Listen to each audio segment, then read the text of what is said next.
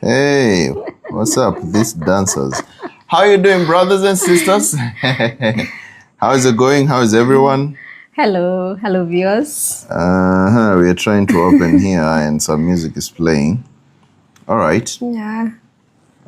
How is everyone doing today? Just a minute. Let me see. All right. Hi, how are you? How is everyone? Thank you so much, guys, for joining in. I can see all of you gathering right here. My name is Keith Mwoki. Good evening to you. I can see Kate and Jerry. How are you, Kate? How are you? Somebody else here. We've got Asusumila, Auntie Mama. I can see you as well. So many people are joining in.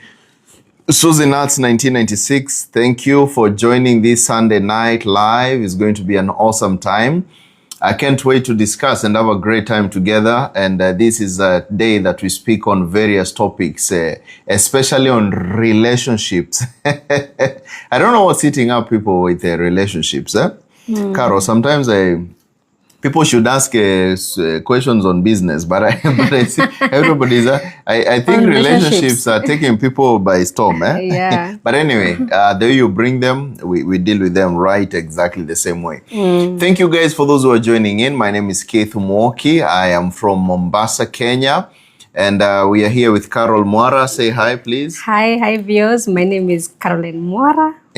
Welcome. Thank you so much. And we are here tonight is our Q&A moment whereby you ask your questions and I'm able to answer them live right here. And we get to learn because learning is a continuous process. It doesn't stop today or tomorrow. We learn every day. Something new coming up each and every time. So if you have a question tonight, I can't wait to answer your question. My assistants will be here to help us with the questions and Carol will read them for me and I'll be here to answer you and make sure that we can be able to learn. So ask your question on TikTok, on Facebook, on Instagram, on YouTube, on LinkedIn, as well on X. We are live everywhere. So you can just check us out and we can learn much more. Yeah. So let me introduce a few people who I'm seeing here. I'm seeing Boy asking me, good evening, Keith and Carol. I can see somebody according to so many messages are going through. So sometimes I'm not able to read all of them, but I can see you guys. I really appreciate you. Philette, I can see you. Lovely day to be with you. Molin Benyera, good evening from Harare, Zimbabwe. Nyash baby, hi, how are you? Dokas Kandie, Mambo. I can see the questions have started coming in. Shandu as well. I can see all of you streaming from Uganda. Raman Reis, most welcome. Keith, who is this? This is a Mandala. Shanice Cakes and Pastries. How are you? Thank you so much, Shanice Cakes and Pastries. I will be coming for a nice cake from you. And Daisy Flower, good evening. How are you? I've got Nana saying hi. Where are you watching us from, guys? You can tell us which country, which place are you watching us from. We're in the beautiful city of Mombasa in a place called Mtwapa. At the Marina Creek, and we really are thankful, guys, for coming through to always be with us. My office is called Kujua Point. You can always pass by, give me a review on Google, and if you want to come for a one-on-one to speak with me right here in the office, you can always pay me a courtesy call. I'm always available and ready for you guys to enjoy time together, all right?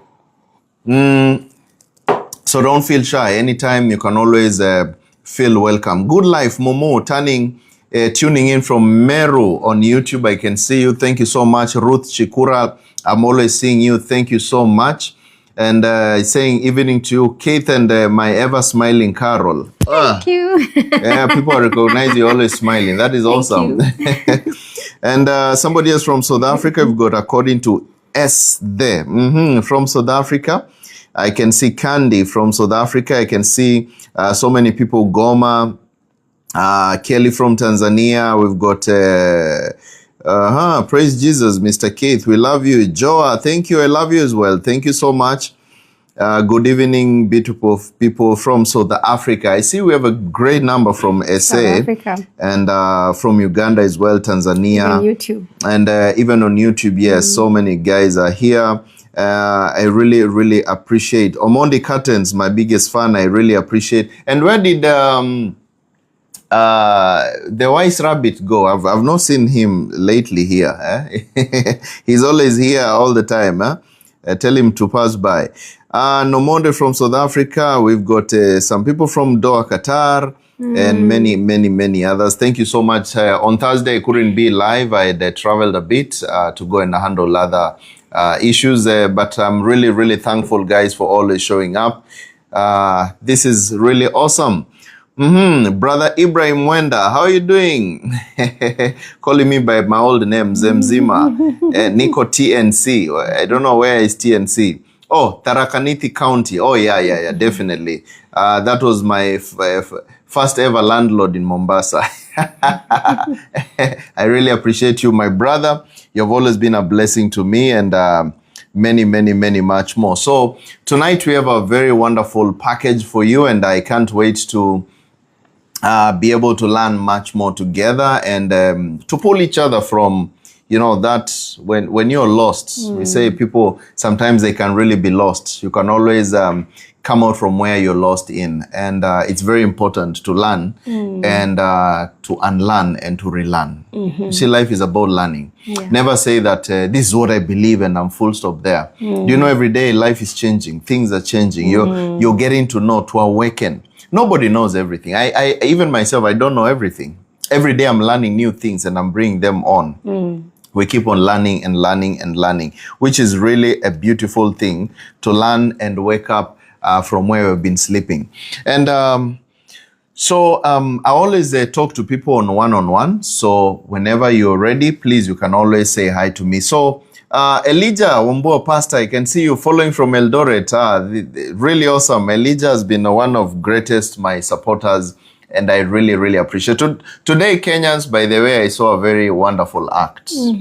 There's a guy called, I think, Kaluma Boy, and people are going all the way to go and support him. It's really melted my heart, like how people can gather themselves and just go and help someone out of the blues, like without any political arrangement, without anything. It was really awesome. And I think human beings, we have that sense in us to love each other. You know, this boy was, I think his father is having some stroke, and he was just posting on TikTok, and people just went all the way to go and just help him and stand with him in whatever way. And it was a massive crowd. I was like, wow, really? That's Kenya for you. Just like that, just like that. And people came all over, even from Tanzania, Uganda, all over, just to go and do that. And I hope, guys, you have also seen the same. And this is really awesome. And I pray and hope that we keep that kind of faith, that we can always be willing to help and touch other people's lives. Actually, that's what living is all about. You just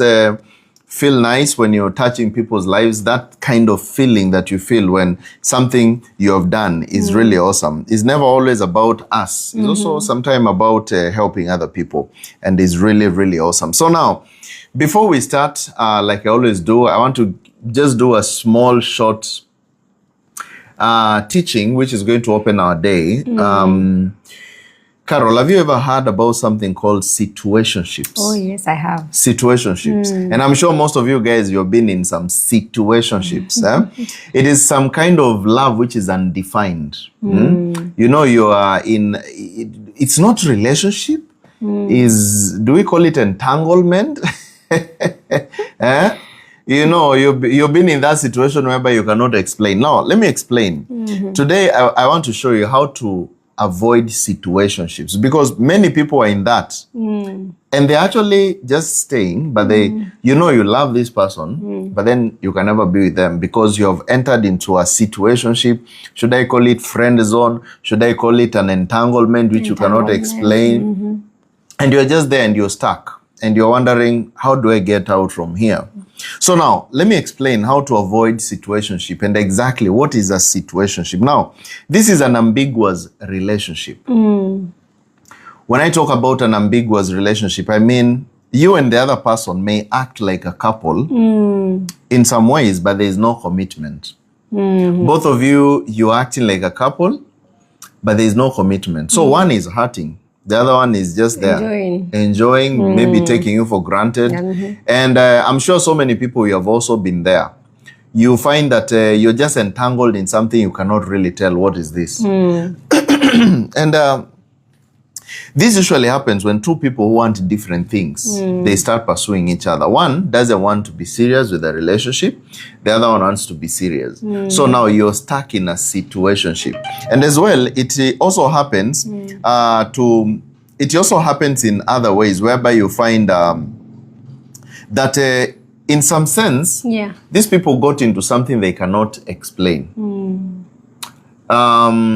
Maybe you found someone who was already engaged elsewhere, and you fell for that person, and the other person did not tell you, or maybe they told you, and you cannot get out of that. You just don't know how to get out of it. I can tell you 100% there are so many people who are in situations like this, whereby like there's I think it is Alikiba or is Otile Brown who sang, you love someone who loves someone else, and that someone else loves someone else. And you just cannot tell why are all these people loving other people and is not really them. Now, how do you get out of situationships? The first thing you need to do is to talk about what you're looking for early on.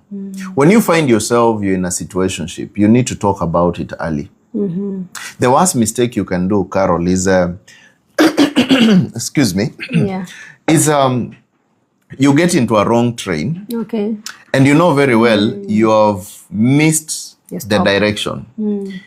The best thing you can do to yourself is alight at the first stage. The farther you go, the more expensive it's going to be when you want to come back. And that rule or that story is not about cars. It's about you getting to understand what. When you find yourself in a situation, address it early before it really goes far. You understand? Before it really goes very far, address it. Now, talk about what you want in dating. On the first date, it's very important. If they say that they don't know what they want, and you do know what you want, then what are you going to do? This is a sign that you need to either refocus your mind and start cutting off the deeperness of the relationship. I know people who are in love, they cannot be advised. It is almost impossible because love makes you foggy. I was talking to Joel today. Joel is one of our guys. We're always working together here. And he was just telling me that one of the things that people have never realized is that in this life that we're living in, people know exactly what they want. And even if you advise them, it is only them who can unplug themselves from what is happening. And it was really amazing because I looked at it in this sense and I discovered that even when you're advising people, like when Joel is doing most of the videos, he'll tell me that I've been explaining to this person, but there is an angle that this person is looking at life. And they all just need to be justified exactly what they are thinking. Because everybody knows exactly what they want. And situationships, they come in similar manners, whereby you find that people know exactly what they want, but then they don't go for it because love can be foggy. So now it is you to ask yourself, if I know what I'm getting myself into, it is not something which is worthwhile, then what do you do? How do you cut off a relationship? First, you make a decision. Even if you're still there, stuck in that love, you make a decision first. And that decision is the thing which is going to get you out of it. Number two, you need to look for consistency. Now, let's assume this situationship is something that maybe you're figuring out you might end up getting somewhere with this person. Look at the consistency. Pay attention to the consistency of this person. How do they text you? What do they tell you? Is this thing seeming to end somewhere?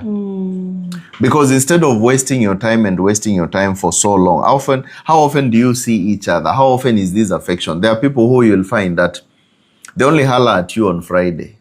Or Saturday. Or end month. And then you still say, I think we are in a relationship, we are not. And there are so many people who have been put in there. And they keep on thinking, but I think this guy loves me. I think this lady loves me. But she always calls you, or he always calls you only on end month.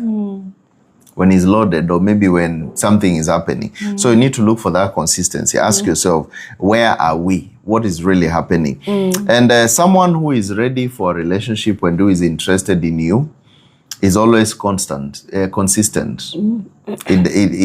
don't take you for granted. So if you're getting mixed signals, something is off, and you might get into some situationship. And the third thing, which is also very important, is you need to set up boundaries. Yeah. Now, without boundaries, you get into situationships or you get into friend zones, which you did not plan for. All right. For example, if you want a relationship, a boundary that you have, you could be having is that if you find yourself you're just sleeping around with this person and you guys have never defined anything, then that can end you into a situationships which has never been defined. Because some of these end goals, when you achieve them so fast, then you get into a situation whereby you cannot really define, because now how are you going to define the next level? And you have already been to the next level. You are just there. You see, now you have to redefine, hey, before we go much deeper the way we are going so much deeper, or maybe if you have already found yourself in that deeper situation, we need to define. If it is not, if we are not in, we are not in. Otherwise, if you just there in that situationship, it's going to stay like that. And the funny thing about love is that there's always one who is hurting. Yeah. Even those who say, oh, these are just friends with benefits, there's always one person who is hurting. Definitely. Who is just feeling, why can't we be together? Why can't we? That kind of a thing. You understand? And these kind of boundaries are going to help you think and not waste your time. Yes. Because one of the biggest problems with people in relationships, modern day relationship, especially nowadays, look at it in the Gen Z aspect. People are not even serious about anything. They're just passing time.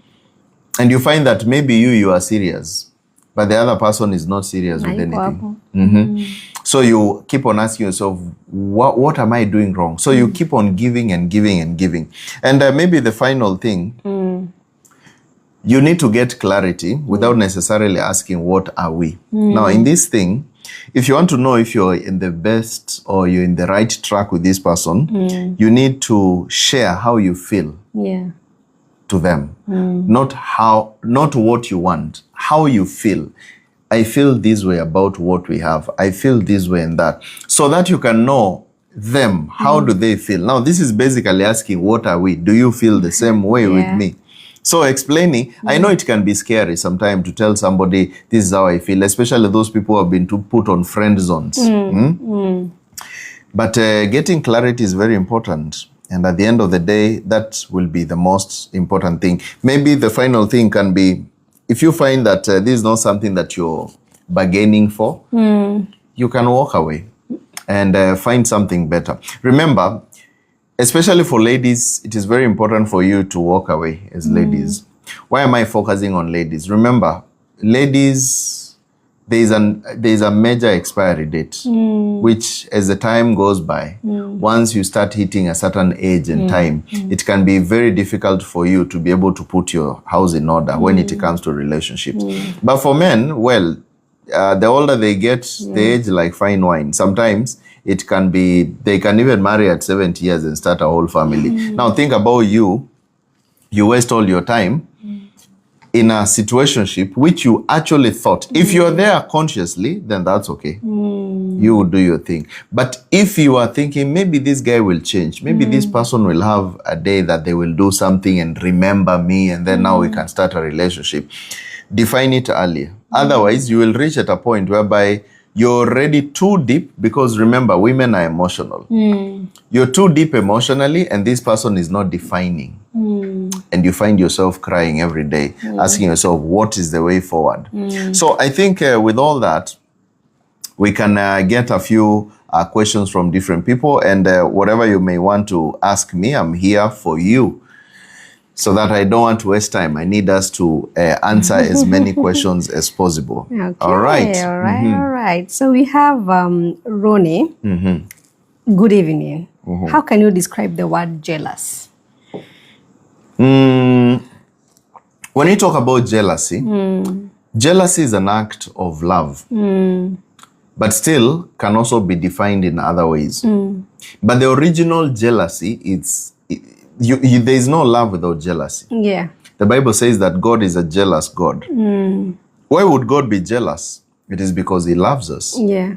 All right? Yeah. Where there is no jealousy, then there is no love. Just think about it when you do whatever you do, and let's assume your wife or your husband does not care. Yes. That means there is no love. Because love is about, you want the best, you want to, it's like you want to own. When you're in love, you want to own in a certain way. But now, when the jealousy goes much and more overboard, now it becomes an act of low self-esteem. There's a thin line between low self-esteem and love. Yeah. Low self-esteem is whereby you're too jealous that this person cannot go to work, they cannot do anything, they can't talk to a opposite gender kind of a person. Now it means you don't trust yourself.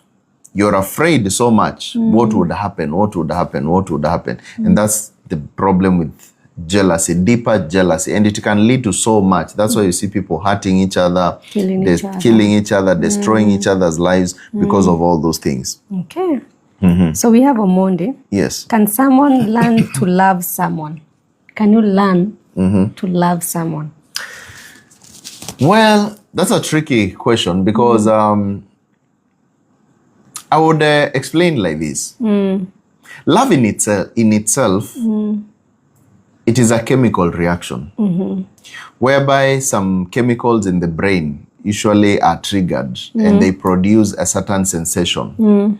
Of course, one of the greatest chemicals is dopamine. And that's the reason why whenever you feel in love, when the person talks to you over and over, you feel enticed and you are excited. When they don't text you, you feel low because there's some chemical being produced in your brain which keeps on doing what? It's like the more good things are being done, the more it is being produced. So now, when we talk about love being learned, to some point you cannot learn to love someone, but you can be in a situation whereby you get into a pattern which looks like love. And actually it can pretend completely to be love. Let me give you an example. Carol, today, if you go, you're sent into some island, all right? And in that island, the only person who is there is some crazy kind of a person who maybe is blind and doesn't smell so nice, doesn't look so good. Maybe has some issues with his brain. It's just a matter of 2-3 years and that will be your closest buddy. And probably you would even fall in love and have children and live completely. Why would that happen? It is because this is the only person who is available. It's the only person you have learned to share life. So have you learned to love the person? Well, I would call it you have learned. But now, what if in the same island, some other people are dropped in? You will probably fall out of love because it wasn't really love. What you will do is that you will discover that this person that I thought I loved, it is because I had no option. And then now you start looking for someone else who you'll also teach yourself to love them. And but the real love is whereby you find someone in your natural habitat when you're doing what you love most. Like, for example, your purpose, your goals, your ideas and things like that. So when you focus on that, then you find that the actual person who you love will come on the basis of purpose. You align to the same purpose, to the same goal. So it is interest versus my interest versus your interest. Mind and emotion, naturally. I say that love is a natural, emotional, and spiritual connection. So mind to mind, heart to heart, naturally. That is real love. But everything else is learned love. Okay, this question is interesting. Can someone learn to love someone? Because when I think about this, I think about the arranged marriage, the way the Indians do it, and they stay for long, even the high rate of divorce is less. No, it's not love. It's not love. It's not love because arranged marriage. No, they're not learning to love. You see, if that was love, then God could have arranged us to love him. God is love. He's the creator of love. He understands it. Why didn't he arrange everything for us to love him by force or by idea? Or by, you just press a button and then he's love. Because love, there is no love without free will. Because how are you going to choose someone when there is no other option? If you say, I choose you based on what? There has to be right and wrong, darkness and light. You're given the freedom of choice. Yes. Without freedom of choice, there can't be love. Love has to have freedom to choose the other person, but you choose this one on the basis of you deciding. There has to be decision. Because if you do, this arranged marriage, somebody else chooses for you. There is no free will. So if there is no free will, that's not love. Seen from that point of view. Wow, okay. So Serena, is it right for a close friend of mine to date my ex? A close friend of mine to date my ex? Well, it can be hurting. And you know why it hurts when someone dates your ex? It hurts because of ego issues. It's not because of anything, because, it's your ex. It's gone. But the reason that you feel you are with me, now you're with someone who is close, why would it? It's just a matter of ego issues, because love and jealousy and ego, they go the same way. I would say if the healing has completely been done, but also remember that friend of yours who is would date an ex, the problem with that will be is that it may not, you guys may never be that strong of friends forever, because there's something that you did not like from the other person. And remember, two shall become one. So this friend of yours has become one with the ex. So the character that you escaped from the ex, there is a high possibility it comes to your friend. And now you start feeling the same. It's not adding up for you. So it may not be that good, I would say, but if both of you agree and you say it's fine, it is what it is. It is what it is. Okay, Prince, how can I grow to be a responsible family man? To be a responsible family man, you have to be yourself first. There's no responsible man who has got no say in themselves. For you to be, remember, your wife loves you because of who you are, not how you have decided to follow her. You see, most relationships today is that men, they get into a relationship and they become like their wives. Wives get into a relationship, they become like their husbands. I like this, I like this too. And when you look deep down, they don't like this. So now they get into an angle of pretense. And the longer you pretend, the longer you guys will be hurting. So when you want to be a good, responsible family man, first be yourself. Now, why is the hurting bad? Let me explain to you. If you're not yourself, and you pretend to be someone else, and you keep on hurting, it creates resentment. It creates silent hatred. I wish I was. I wish I was. So now you are silently hating the person that you share a bed. So when you keep on hating them in a certain way, so the giving, the good moments, the everything, they are done not based from the heart, but they are done based on compulsion. And when you do anything based on compulsion, it is not from the heart, so you can never do it to perfection. So if you want to do anything to perfection, have you ever seen like when people are just newly in love, that they give, they give relentlessly.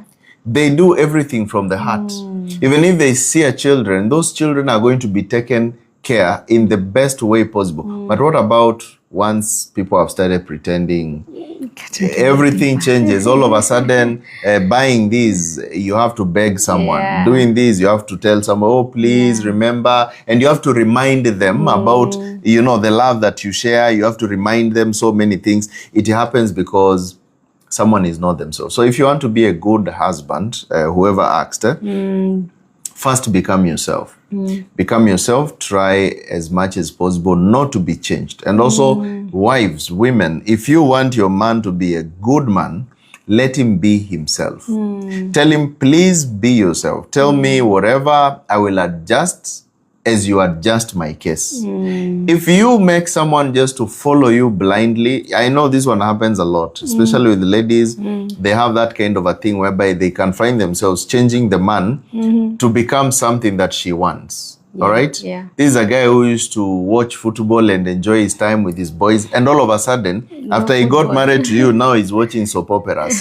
There's just something that you have changed in him. Within no time, those soap operas are going to be, it's not his cup of coffee. He might laugh, he might say this, but let every person be themselves. This is a lady, be yourself. Go to those meetings with the other ladies. Do the things you used to love. Let it be natural. Otherwise, there will always be someone who is hurting from behind, who just wishes to have left. But they're just there because of children, investments, and many other things. So it won't be real love. Wow. Yes. That's powerful.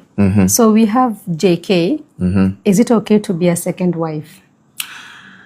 Is it okay to be a second wife? Right now, we have so many unofficial second wives. I think in millions. Yeah. Second wives, third wives, 15th wives. I think it's just because if you don't define something, if this is a glass, if I don't define what it is, it doesn't change anything from it being a glass. Yeah. If I just call it a tool for fetching water, whatever name I'll call it, at the end of the day is a glass. So right now, so many people are second wives, third wives, fourth wives, but then they have never defined it. Definition is the most important thing. Why is definition important? The moment you define a relationship, and you say, this is who we are, and you buy it, and you continue, if you make it clear, because the worst thing that you can ever do to you, and actually what is actually sin, is what you do without faith. The Bible says, the Apostle Paul said in the book of Corinthians, that which is done without faith is sin. Now, when you see people are in relationships and behind the scenes, now that is what is called sin. When it is done in the front scenes, I mean the front side, now you have declared it, and this is, I am the second wife, I am married to this person, then it is no longer a sin. Because sin is what is done without faith. All right? And it is not bad to be a second wife. You can be, as long as you discuss with your man and you're not hurting anyone on the side. I know it can be difficult when you're, discussing all this. But at the end of the day, the reason is wanting to get a second wife is because there's something which is not getting from the first one.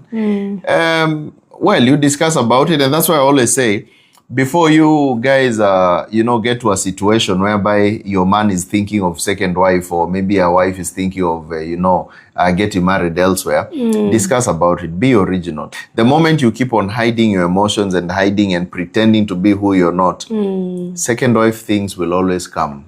And people will always find a way to escape. It's just like when you're clogged somewhere and you are not able to think. It's like, do you know, even if the house that you're living in is very nice, if you're enclosed in a beautiful house, 4 walls, for a long time, you'll get something called cabin fever. Cabin fever is whereby you feel stressed because of staying in one place.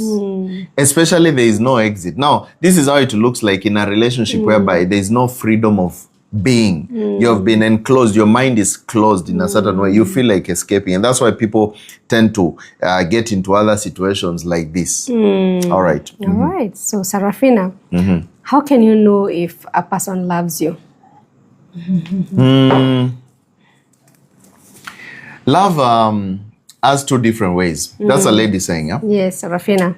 Now, for men, if you want to know a man loves you, the first thing you have to look is, does this man include you in his plans? Men, they are sharp focused.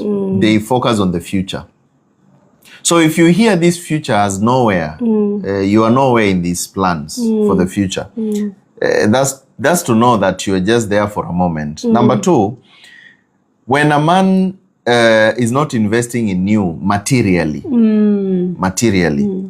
that is, in tangible things, physical things, there's a high possibility he doesn't really care. And he might not be with you. Again, when men may not necessarily tell you, I love you, the thing, but they show in actions. When you're waiting for a man to keep on telling you, I love you 1,000 times, well, they might say, but it's never really, I can say, men saying I love you, they will say when the chemistry is very high and all that. But now when they get to factory settings, they will show it more by actions than really the words. I know, ladies, this one is something that you wonder, oh, he stopped telling me I love you. No, he still loves you. It's only that he shows now it by actions, taking care of you, being there, being faithful, doing this and this. That is how they show love.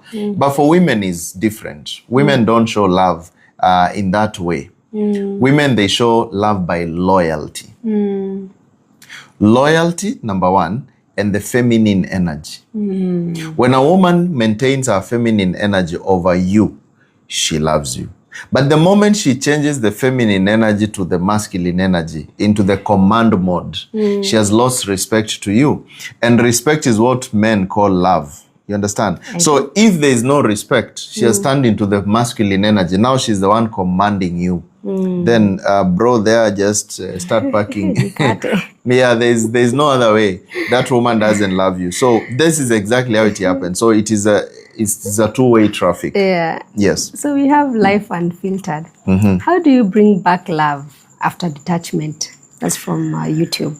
How you bring love after detachment? So this one means there's been an issue and they detach from each other, and now you want to bring the love. Now, is it a lady or a man?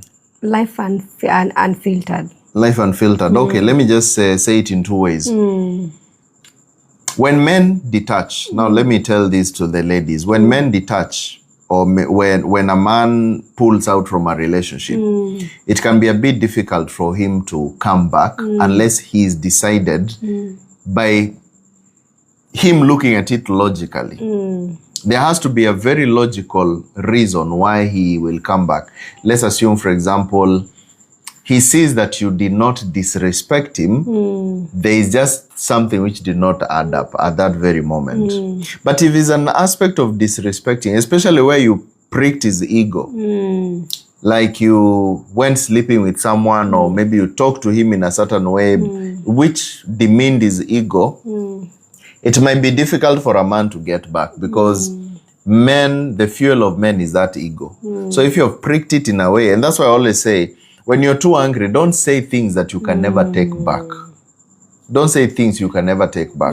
Don't tell somebody, the way people say, I will tell you so that you will know it and you will live and remain to remember this. Especially if you've got children. The worst mistake you can do to your man is, yes, you guys have argued your fought, but never talk about things you can never take back. So, returning back the chemistry, you need to put in the logic to the man to be able to understand. Now, when you put in the logic and you put in the feminine energy, you might win him if there was no ego-related issue. But if there was ego-related issue, the only way out is to almost start it afresh. By, hi, stranger, hi, maybe months later, and, men always focus on the same thing. Dress well, look good, he will start, looking at you in a more intimate angle. And once he comes back to that, then now you can reignite. But don't tell him, oh, for the sake of what we had. No, put it as if it's like we are starting fresh. It's like we are starting fresh. For women, it's the opposite. To reignite love you have detached and now you want to reignite love with a woman is you bring in new emotions. Because a woman runs by emotions. So what you do is that you bring in situations whereby it's going to confuse her emotions, highs and lows. And these highs and lows are basically what? Make her see that you're the wanted guy. In the society, because women are always looking for the stronger man. Whether you like it or not, she's always looking for the stronger man. Who is there? Who wants you? Yeah. A woman will want the guy which every lady wants. That's how it works. For men, they want the lady who is nobody is chasing after her. She's alone. You see, there's a very big difference. A man does not want the lady with the competition.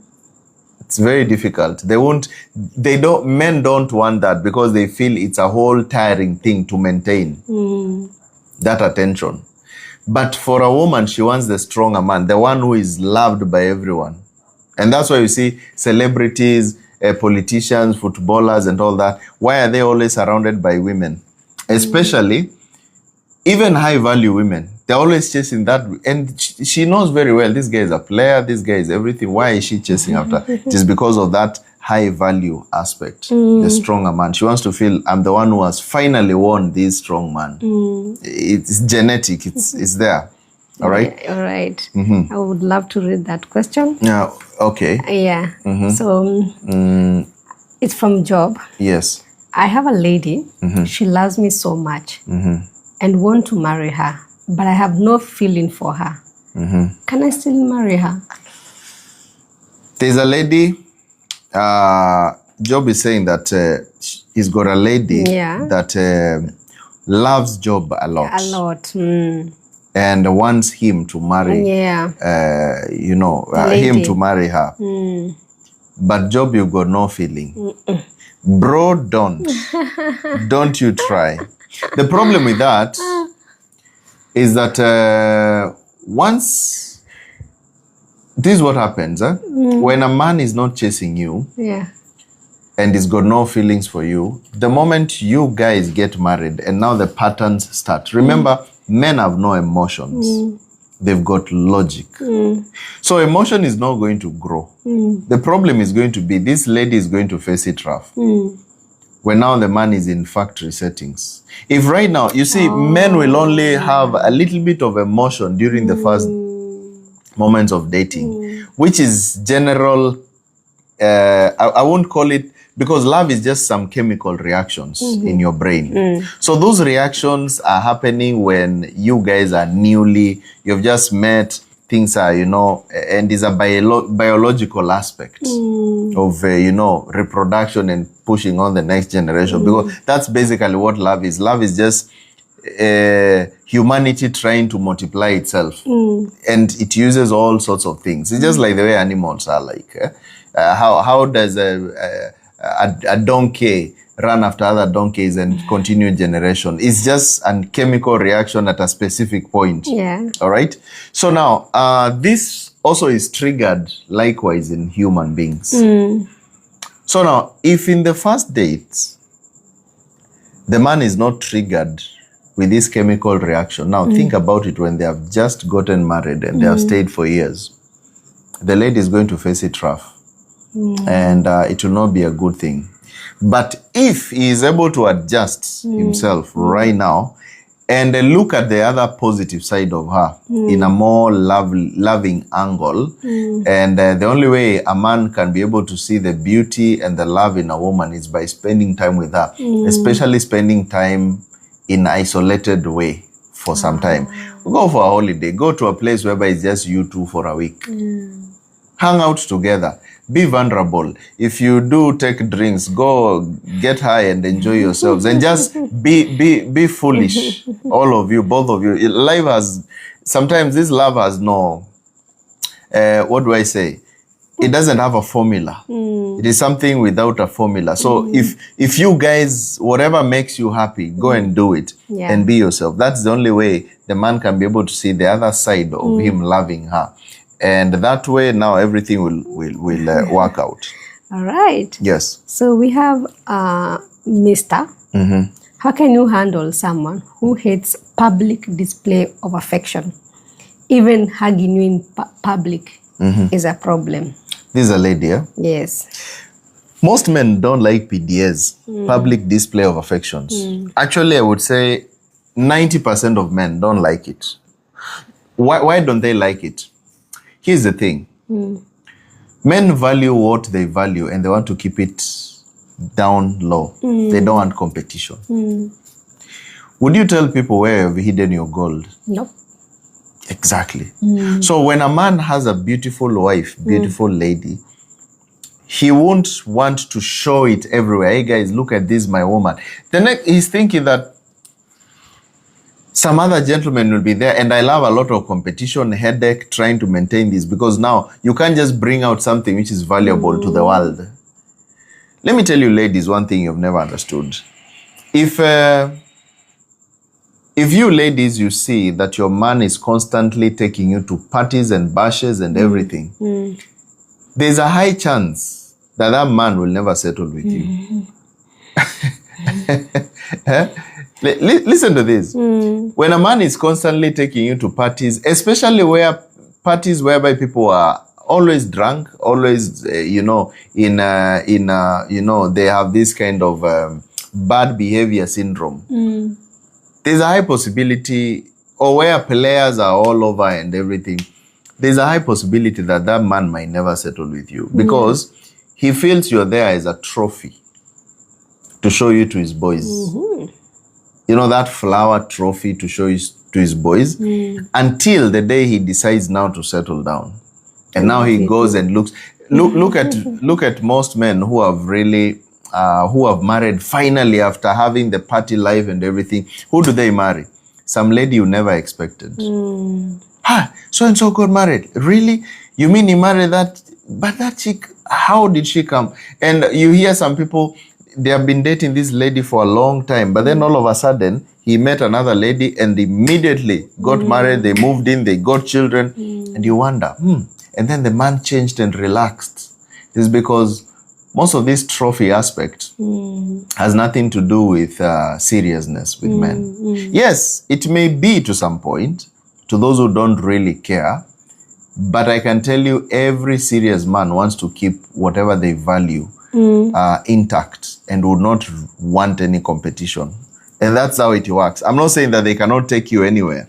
They will take you, but if you're taking constantly like a trophy, well, just waste your time, and at the end of the day, leave you, because these boys are seeing you, that one has seen you, this one has seen you dressed scantily. Who would be thinking of all my friends have been looking at this lady dressed in this way. They have seen her drunk, fallen down there, and like really, and finally you married. Nah, it's not possible. When they want to get married, they will now focus on the one who was modest, the one who was chilled out, hidden. And that's how it happens. Okay, so we have Miriam. Yes. A man who goes silent for a month to his wife. Yes. That they are staying together. Can that man still be loving his wife? A man who goes silent, they are staying together, and he goes silent for a month. For a month. Yes. If a man does not want to be with you, he would have left a long time ago. The reason why men go silent in a relationship and they are not talking and just entering and going out is because they are trying first to find peace. They are trying, secondly, to find themselves, because they have lost themselves in that relationship. And now they lost themselves. They feel their ego has been tampered with. And men cannot reason when they have... Ego is like fuel for men. You see the way you can't drive a car without fuel? If there is no ego, because why do men work? Why do they hustle hard for families? Why do they do? Because they want to be told, you're the best daddy. You have done it for us. Because if a man was not working for a woman or working for generations and all that, a man is very comfortable living in a small bed sitter and a mattress on the floor, and they can live like that. A man doesn't need much. He just needs food to eat and just 2 trousers and 1 short and a sweater. And he can live like that for the rest of his life. But why do you think men look for investments and all these kind of things? It is because the only thing that he's thinking of is how to make you happy. And that's why men go miles and miles and invest and do what? Tell me, why is it that when a man gets married is when he starts buying land, starts buying cars, starts buying this. It is because now he enters in a provision mode.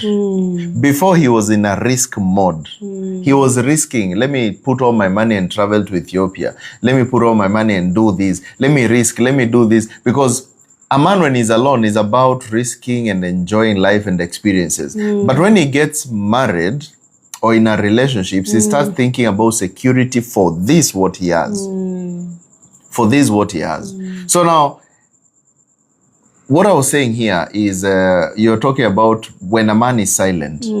He is looking for peace of mind. He has already lost the grip.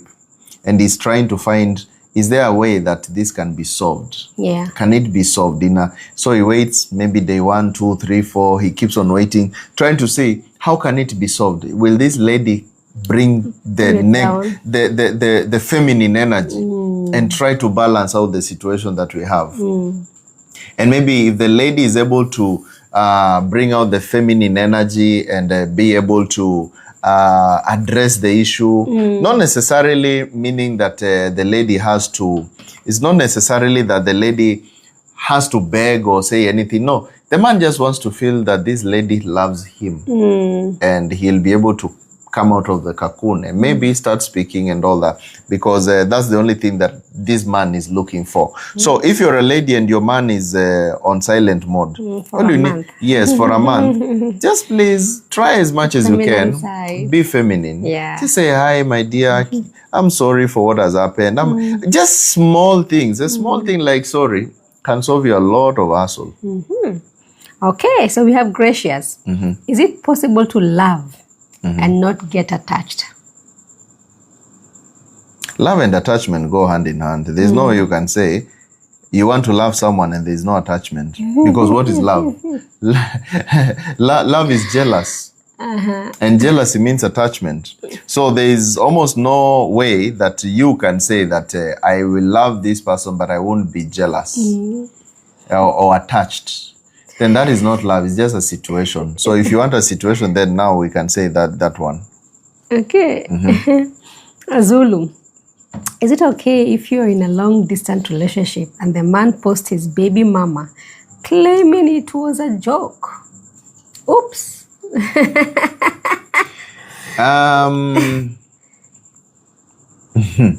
This one has two sides of the coin. Yeah.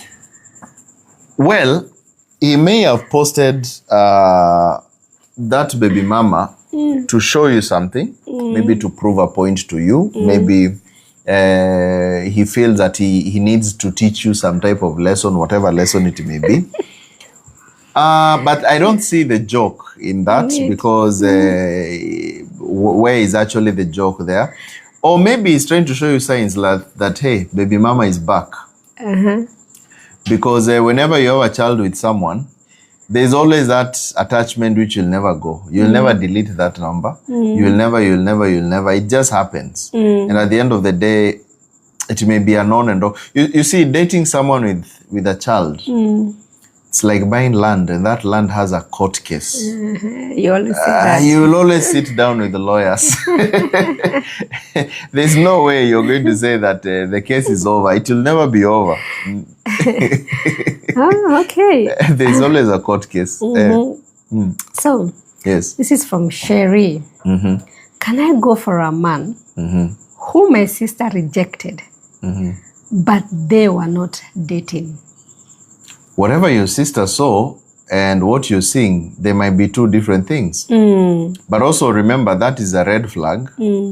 Because why would you date him, and then why would he date your sister and now all of a sudden wants to date you? You should ask yourself, what's the end goal? But if the chemistry is pure and, you know, it may be maybe at that time you guys, when you are dating, nobody was serious with each other. Let's assume, for example, there are people who you find you dated when you were in school.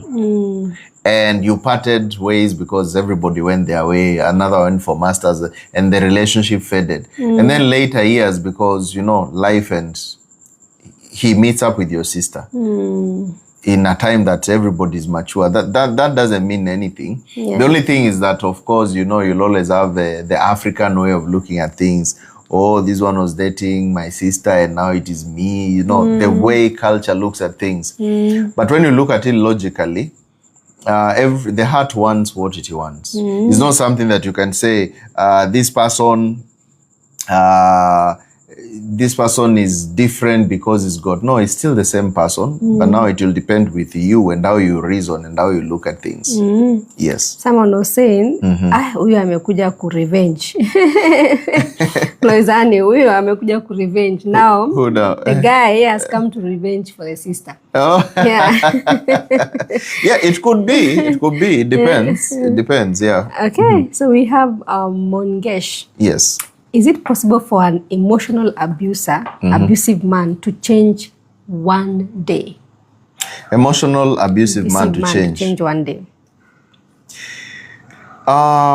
Yes, they can change, but not in the same situation they have been in. You see, there is nobody who is bad. Yeah. In the whole entire world, even the worst of criminal, the worst of abuser, the worst of narcissists, is just a good man who went through a situation. Every person you see out there is just someone who went through a situation that probably if you went through the same, you would be like him. Yeah.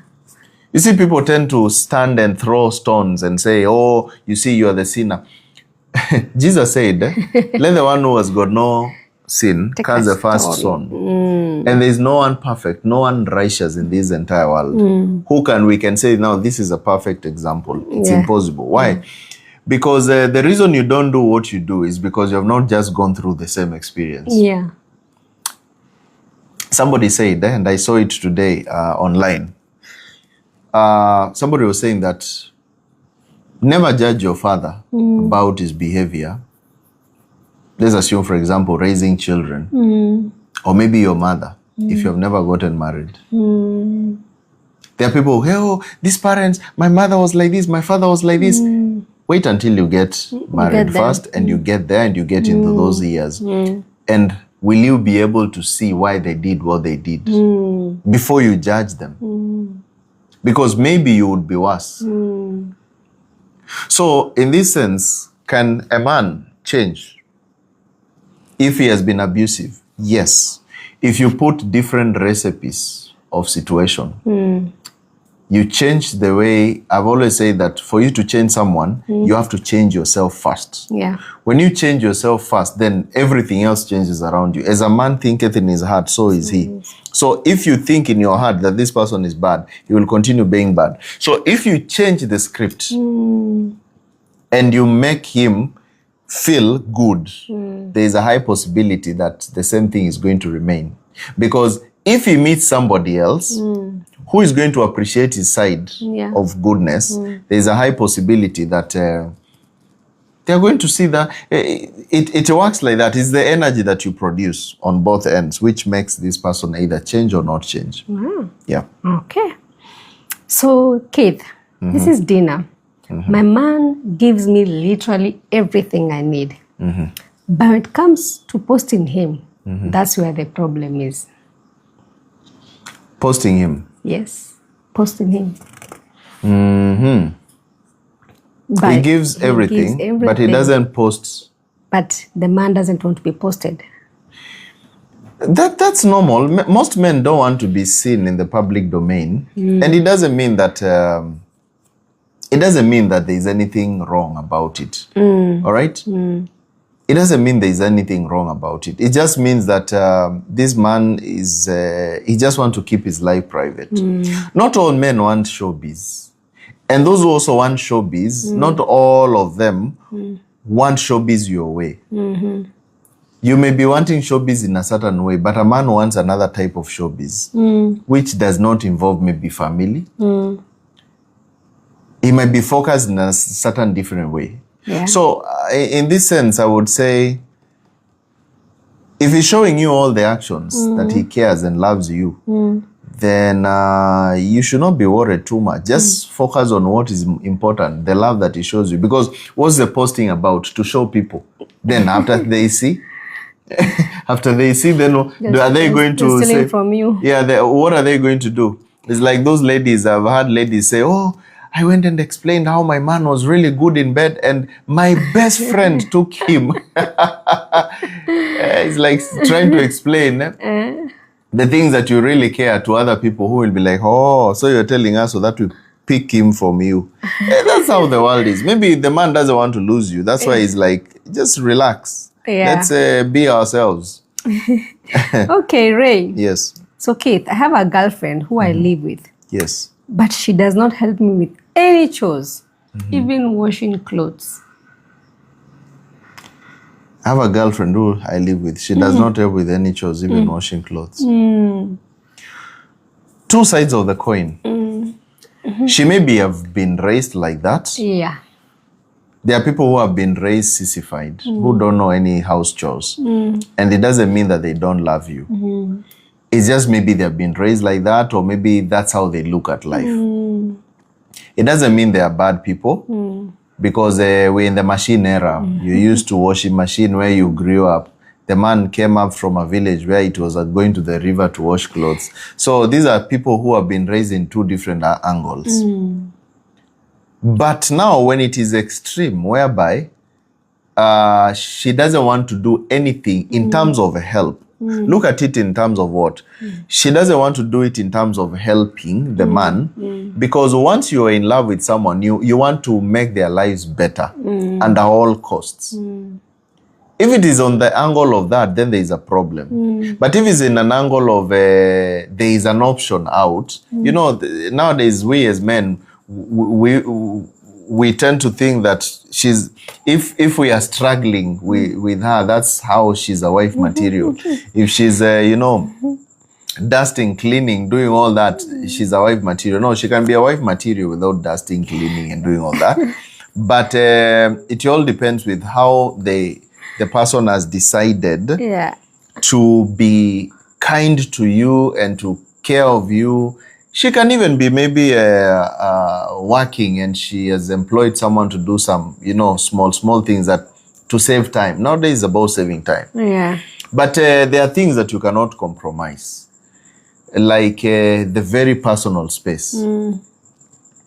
How does she deal with your very personal things, like maybe making a bed, maybe arranging your personal clothes in the wardrobe? Now, if you give that to the house girl, honestly, it does not make sense.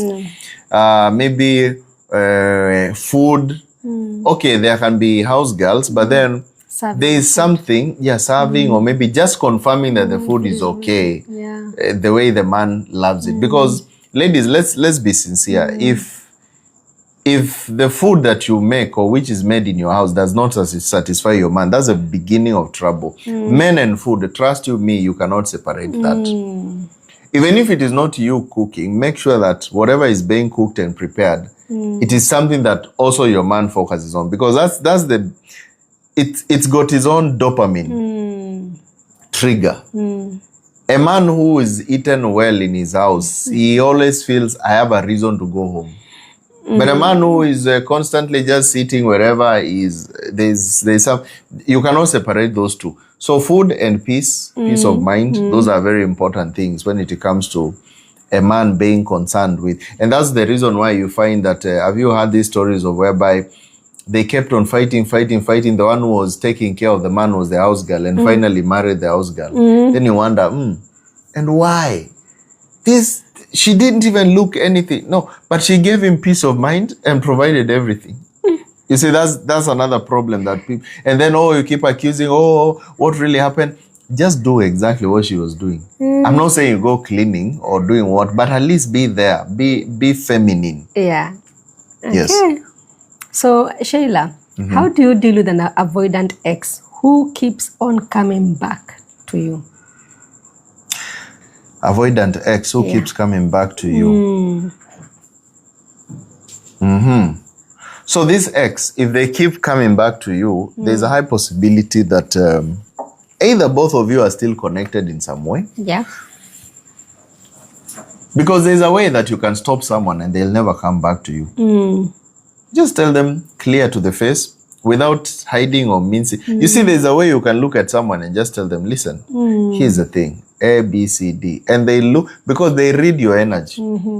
there's a high possibility the one who is complaining still has something for the ex.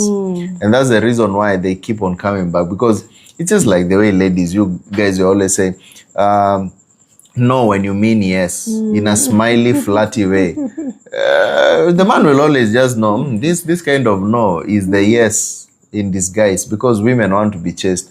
But now there is a kind of no which means no. You know, the biblical let your yes be yeah and no be no. That kind of a thing. And then you can just tell somebody, hey, I focus on my life, please, with all due respect, focus on yours. And you just look at them respectfully, humbly, and they will never come. But if you're fishy, they will always come back. Oh, yeah. So, Manisha, can you get married to a man who has a child somewhere else? Why not? Why not? Men are getting married to women with children all the time. Is it now, has it become a crime for a lady to marry a man with a child? Furthermore, it's the way society is. Today, if you throw a stone in the middle of the city, you'll hit someone with a child and probably they are not married. 2-3 stones, you throw them like this around CBD, it will hit a single father or a single mother. It's just the way it is. So it doesn't mean these people are bad. Yeah. It just means that they have made choices, which some have come to realize later, well, it was just society, this and that. It doesn't mean because you have a child and you're not married, it doesn't make you any evil. No, you're just a human being who has gone through an experience, all right? Okay. And you're more wiser, you have woken up in a way, but if you have not woken up, then that's your problem now. But at least most people who have had children and they have been raised them for a while without having someone, they understand. And actually some of them are very loyal people. When they get really now into a serious relationship, they can be very loyal, even more than the ones who you have found single, you know, without a child. I agree. So let's not crucify people because this one had a child or not. Even if they have 3 or 4, it's they have more experience. Okay. To whom much is given, much is required. So they have more experience in situations. All right. Yes. So we have Flozy. How do I deal with a boyfriend who went silent? Now it's a month since he promised to call me. So innocent. Okay, he's definitely with someone else, putting energy to someone else.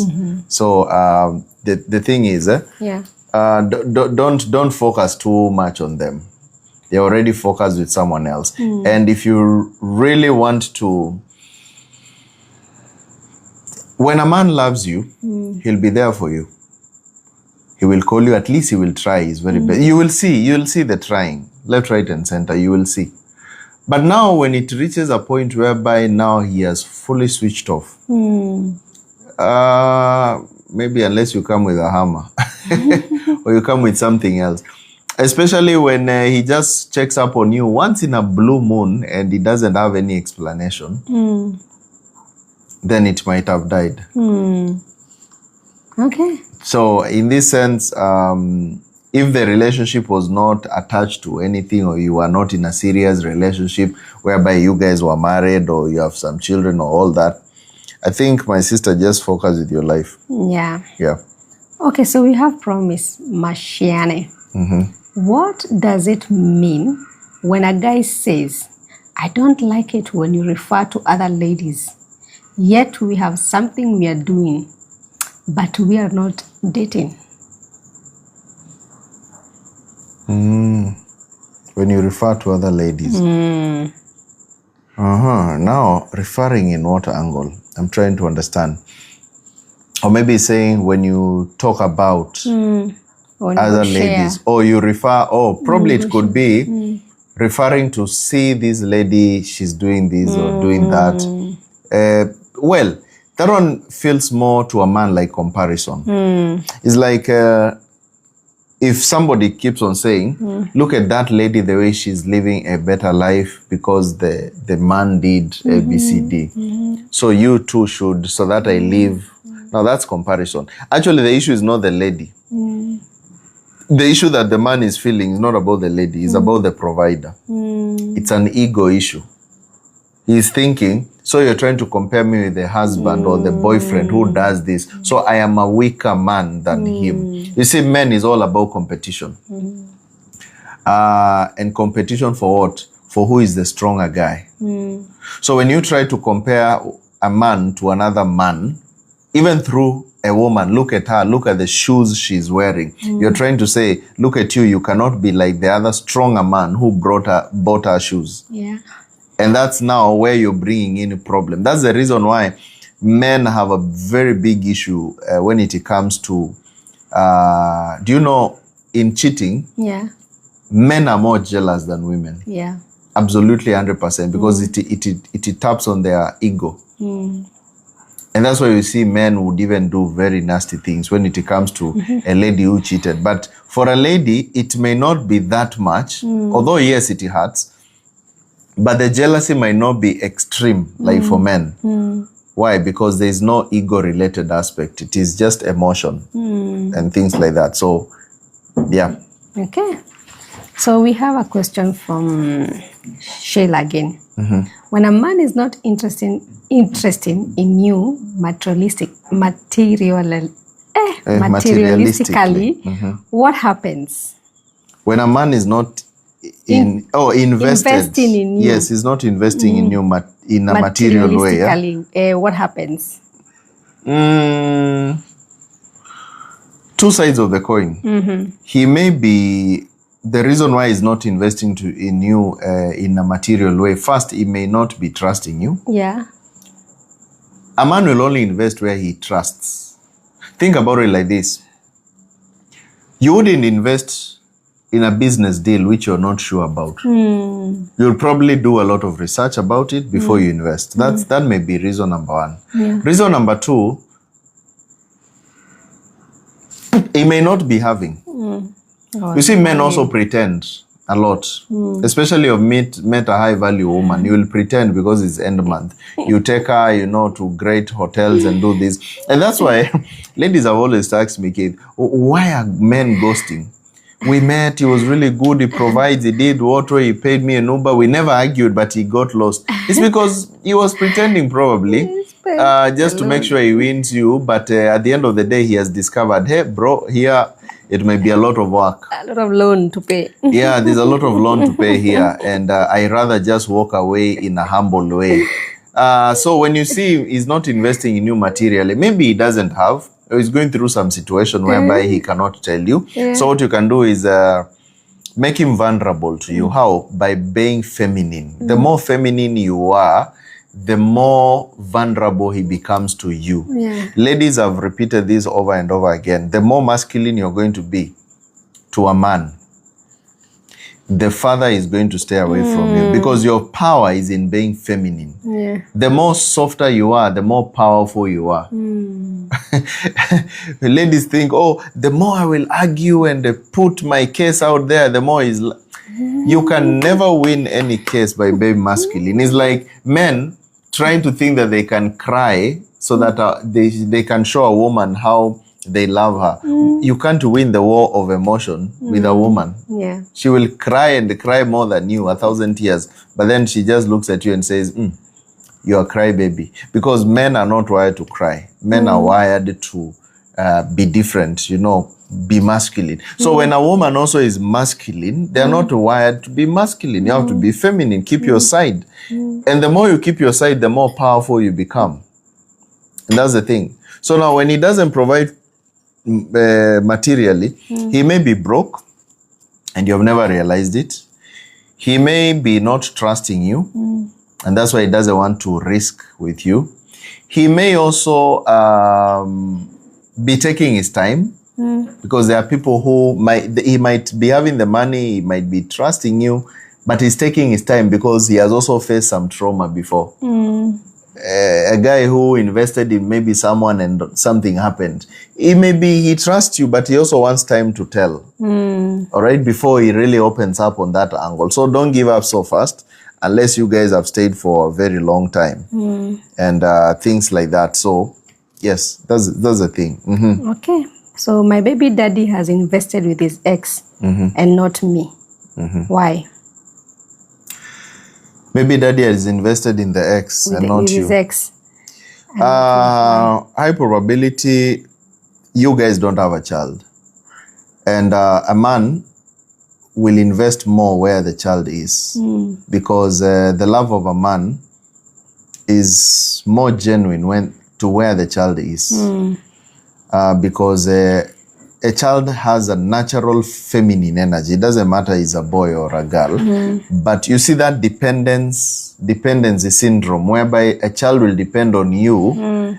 A child will depend on a man naturally, without it being forceful, without it being whatever. It is just natural dependency, which is so sweet to look at. So that is what makes a man want to focus more on the child.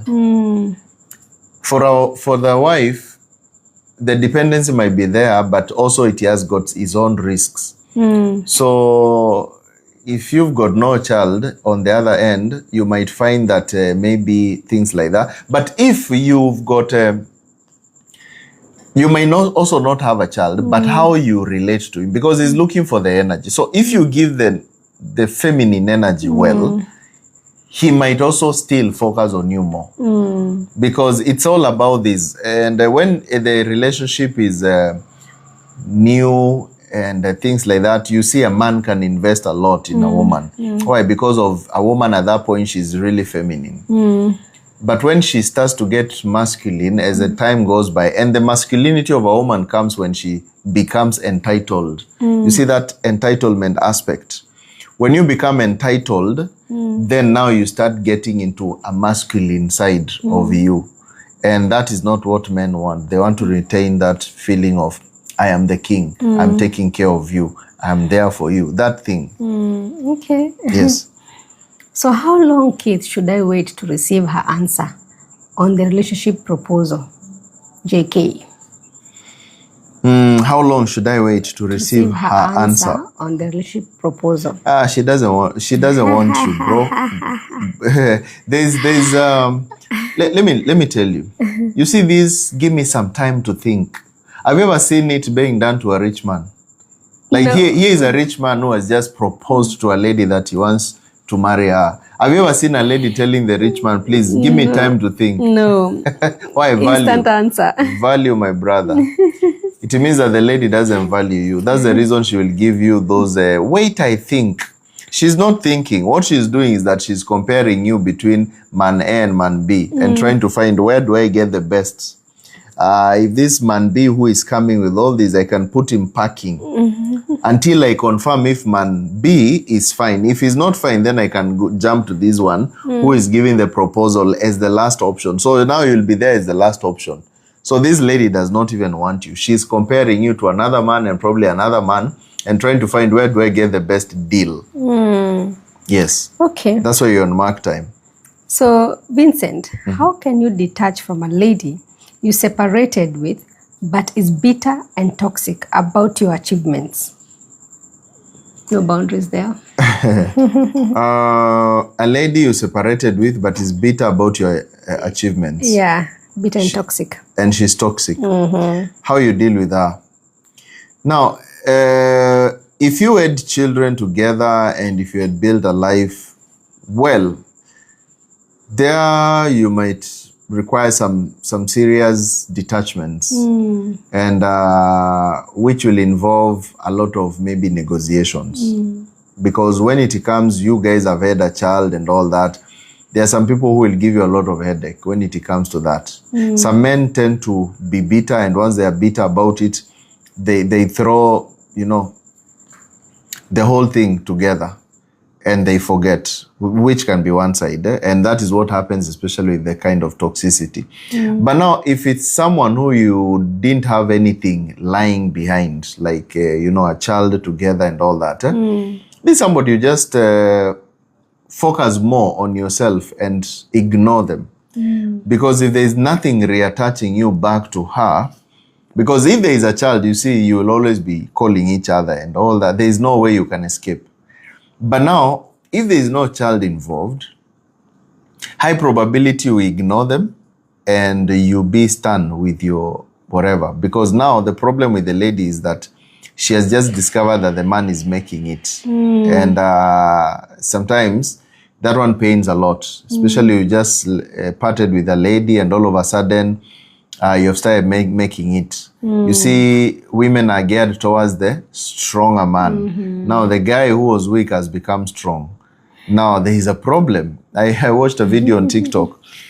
Some lady was saying, oh, guys, you can't imagine, I met this guy. At that time, he was just struggling here and there, and he really pushed to have a relationship with me.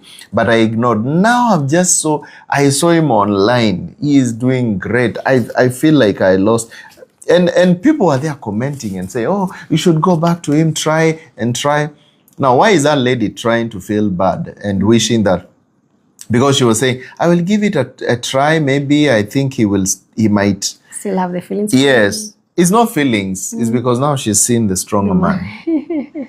She's seen the stronger man. And it's not bad to look at the stronger man because women are geared towards that. Because women don't actually love. What they love is what the man brings. Yeah. Yes.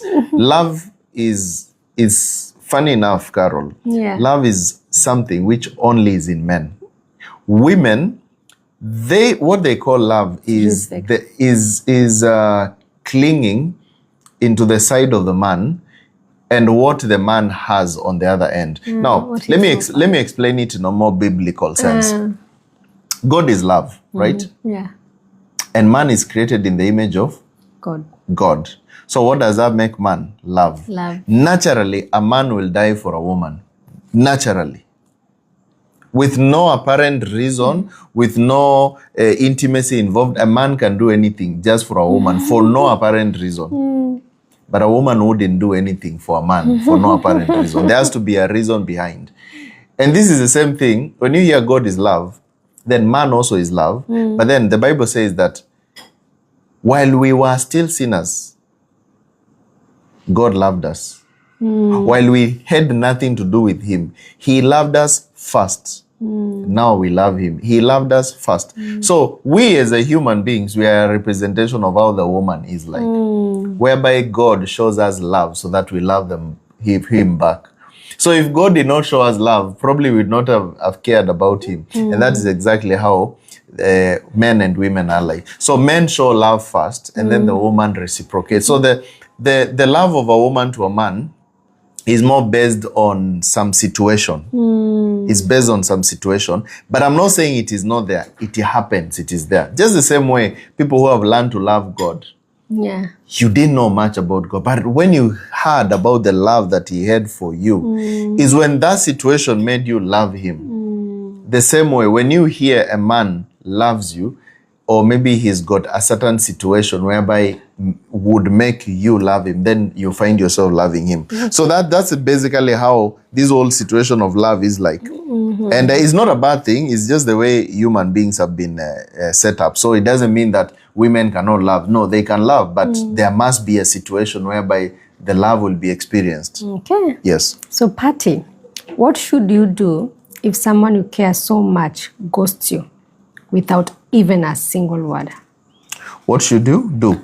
Yeah, what should you do if someone you care so much ghosts you without a word? Like I said, a man will only ghost you when there is something that he's not been comfortable with. And at the end of the day, he is afraid. Yeah. He's gotten afraid of this. Like I said, maybe he saw that you're high maintenance and he did not know how to explain himself. And that's why he ghosted. Or maybe you spoke something during the date which demeaned his ego and he didn't want to, he wanted to live like Joseph leaving Mary in the Bible. How Joseph saw that this woman is pregnant. I cannot understand how she's pregnant, but here's the thing. I'm a respectable man. I don't want issues. Let me ghost. Do you know Joseph was about to ghost Mary? Yeah. It's only when God had to intervene and say, bro, don't ghost, please, don't ghost. She's it's not what you think. Yeah. There's another situation here. Now, men ghost because of such kind of situations. When he don't know how to explain himself and he's a respectable person, because those who are not respectable, they'll tell you to the face. You do this, you do that, and this is why I'm leaving. But when he's respectable, he does the one drama, that's why he will ghost. All right, Jane. So, Keith, how do I deal with a drunkard spouse? The reason he's drunkard is because there's something that he's dealing with. I'm not saying it's bad to drink. By that, I don't tell people, oh, don't drink. No, go and have your drink, whatever you want. But here is the issue. When you see somebody doing something in excess, there's something that they are going through. The Bible says that let everything be done in modesty, okay? In moderation. Romans 14:14 says that all things are, there's nothing unclean of itself. But whosoever says that one thing is unclean, to him is unclean. So there's nothing you can say, this is bad or that is bad. No. But now here's the issue. Just because something is not bad, it doesn't mean that you overdo it. Yeah. Even love itself, you cannot overdo it because it will eat you up. So there is always moderation of everything, because you have to rightly divide the truth. The Bible says in 2 Timothy 2:15, study to show yourself approved unto God, a workman that needs not to be ashamed, rightly dividing the word of truth. So now, when you study, when you learn, how is it to be not in one extreme or the other extreme, then you get to understand. Now, this guy who is a drunkard, he's in an extreme. Yeah. He's going through something.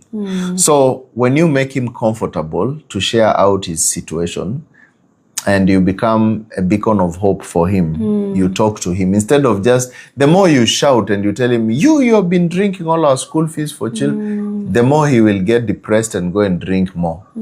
So all you can do is let him be vulnerable to share his issues. All right? All right. Let him share his issues, let him be open up to you and see A, B, C, D. And once that one is sorted out in whatever way, you will see him calm down in this. All right. So we have Joe here. I realized she has moved to another man who separated with his wife. Please advise. She has moved to another man. Who separated with his wife. Advice. Well, both of those, they're in the same kind of trauma. You separated with her, you also separated with the wife. So they are sharing a similar moment. So there's a high attraction aspect. They are highly attracted to each other in that sense. But here's the thing. The reason why he left you and went to be with someone else, it is because there's something that is not getting from you. And I would say, these ladies, before you argue and say, oh, this man left me, this man left me, let me explain to you what really happens. There's a lot for a man to lose than a woman. For a man to decide, I'm leaving this relationship, this marriage, this thing, and go, he's really tried. A man tries a lot, because who is losing? We're in a material world. We're in the world of Caesar. So the only thing is, in this situation, a man, he knows very well, when I leave this marriage, I'm going to lose. So if he knows that he's going to lose, then why would he want to leave? Because there's a lot of property, a lot of things, even if it's toothpicks that he bought in that house. Divisions of things, especially where children are involved and all that. He will try his very best. So it is in this moment of him trying that you can look and see and know. For a woman, it's very different. She might lose, but not as much, because a woman will just need to get hooked up to a rich man and come with a suitcase, and that's it. And at the end of the day, everything is on the table, and much more to come. So a man will always be calculating so much that he has to lose. So it doesn't mean that men don't also leave relationships for whatever reason. But at the end of the day, what is very, very important is that be very keen. Before you argue and before you say anything, try and see, where have I also gone wrong on my end? And how could I have rectified? And most of these people breaking up is usually ego issues. I cannot be the first, I cannot be the first, I cannot be the first, I cannot be the first. Remember, keep your energy. If you're a woman, be a woman. If you're a man, be a man. And if you deal with it like that, you will be able to. Because also the other problem is a man will feel if I keep on sitting down and kneeling down to this lady and telling her I'm sorry, now I'm being reduced to a woman. And where there is disrespect and there is a kind of control, and every woman wants to be in that control. It is natural. I don't know how, but God just put it in that way. Men make the money, but the one who actually runs the money is who? The woman. That's why the buying culture is women. If you want to sell anything, sell it to ladies. You will always have market 24/7. You understand? So now you have to be keen on that and understand before he says I'm leaving, what have you done? You yourself, how have you balanced it out? Otherwise, for those who are not serious, they will also not invest as much. Those men who are not serious. All right. Yes. So, Keith, are you ready to apologize to someone here? Called Chief John. I use some family savings and my wife thinks I don't love her because I did not tell her. You guys, help me telling her that I'm so sorry. Her name is Mama Nkirote. It's good to, yes, now, Chief John. Yeah. He's saying that he used some family savings. Yeah. And his wife thinks that he doesn't love her because he never explained. So now, Chief John says here that he's really sorry. Mama Nkirote, you are hearing this story, that he's saying that he's sorry. Now, let me explain the situation. Sometimes it may happen when a man is trying to be a man, trying to fight his way behind the scenes to try and bring himself to become the person that he would surprise you with. And sometimes things don't work out the way maybe he expected. It's just like a guy I was talking with, and he was telling me that he got into gambling. And when he got into gambling, he had lost his job as a teacher, and he got a bit stressed, and he met up with some guy who told him, the little money you have, you can gamble here and there, and you will make double overnight. And he had not understood about that. So he went and put in some good amount of money. I think it was almost 200K, which went with gambling. Of course, he started like 10K, he won, and then he put in another 10K, he lost. So he said, let me return the one that I lost. You know, that kind of a thing. By the time you realize, you're putting 200K, or the money that you had. Wow. And it went on like that. And every time the wife could be saying, what are you doing? Why are you taking these savings? And the man was basically not wanting to gamble, but he was wanting to return this. And he didn't know how. It became an addiction until, we had to discuss and, try to eye on things. And it's not that the man wanted it for worse or bad aspect. It's that he was just trying. So anyway, long story short, these things do happen. Yeah. And if he really loves you like he is declaring, Mama Nkirote, please give it a chance. Yeah. Good men are not easy to find. And he's sorry. Okay. Yeah. So we have Kadawa. Keith, tell us, why do girls like boys who treat them badly? Very good question. Women are emotional beings. And I'll repeat it again. They are emotional beings. When a relationship has got no highs and lows of emotion, a woman feels that it's boring. It's by nature. Men love the peace. Women don't love peace. But it's not in a bad way. I want to explain it so that you can get it. Okay. You see, for you to focus, because men are more focus-oriented, remember logic. For you to focus on something, Albert Einstein, whatever, you need silence. You understand? You need silence so that you can focus on something. So men require that silence in most cases, which is called peace. But women don't require that because that's not their nature, how they have been created. Women have been created to look for emotion. And how do you create emotion? There has to be some type of chaos for there to be emotion. You understand? How do you say, how do you feel the sweetness of the ocean? It's the waves. You understand? Yeah. If there are no waves, how will you enjoy the ocean? If it's just water is flat, how do you, the way you say, wow, look at that, look at the trees, there must be something, you understand, to create the emotion. And that's why each and every time a woman will want a good text. A woman will want this and that. But now when you keep sending the text, sex, now it becomes flat, becomes boring. Now she needs another version. You understand? Another version of life. She needs someone who is, why do women love soap operas? Because, oh, this person met this one and this one did this. But for men, they'll be more focused on a different story than just love triangles. You understand? Yeah. So, going back to your question, why do girls like boys who treat them badly? Is because the bad boys bring out an emotion which is not in the good guys. Good guys are flat and they've got less to show, and most women want to trigger that danger aspect. And that's why all the time, many ladies ask them, every lady wants to feel some type of danger. Like, hey, this man took me there and this happened, and that kind of danger excites them. The ladies. Yes, excites the ladies. And that's why they will always be looking for that. Where have you? You're not called me. Then the man shows up, and then he doesn't show up, and then he shows up, and then he does that, then he doesn't do that. That's exactly how women are like. And that's the truth of the matter. Yeah.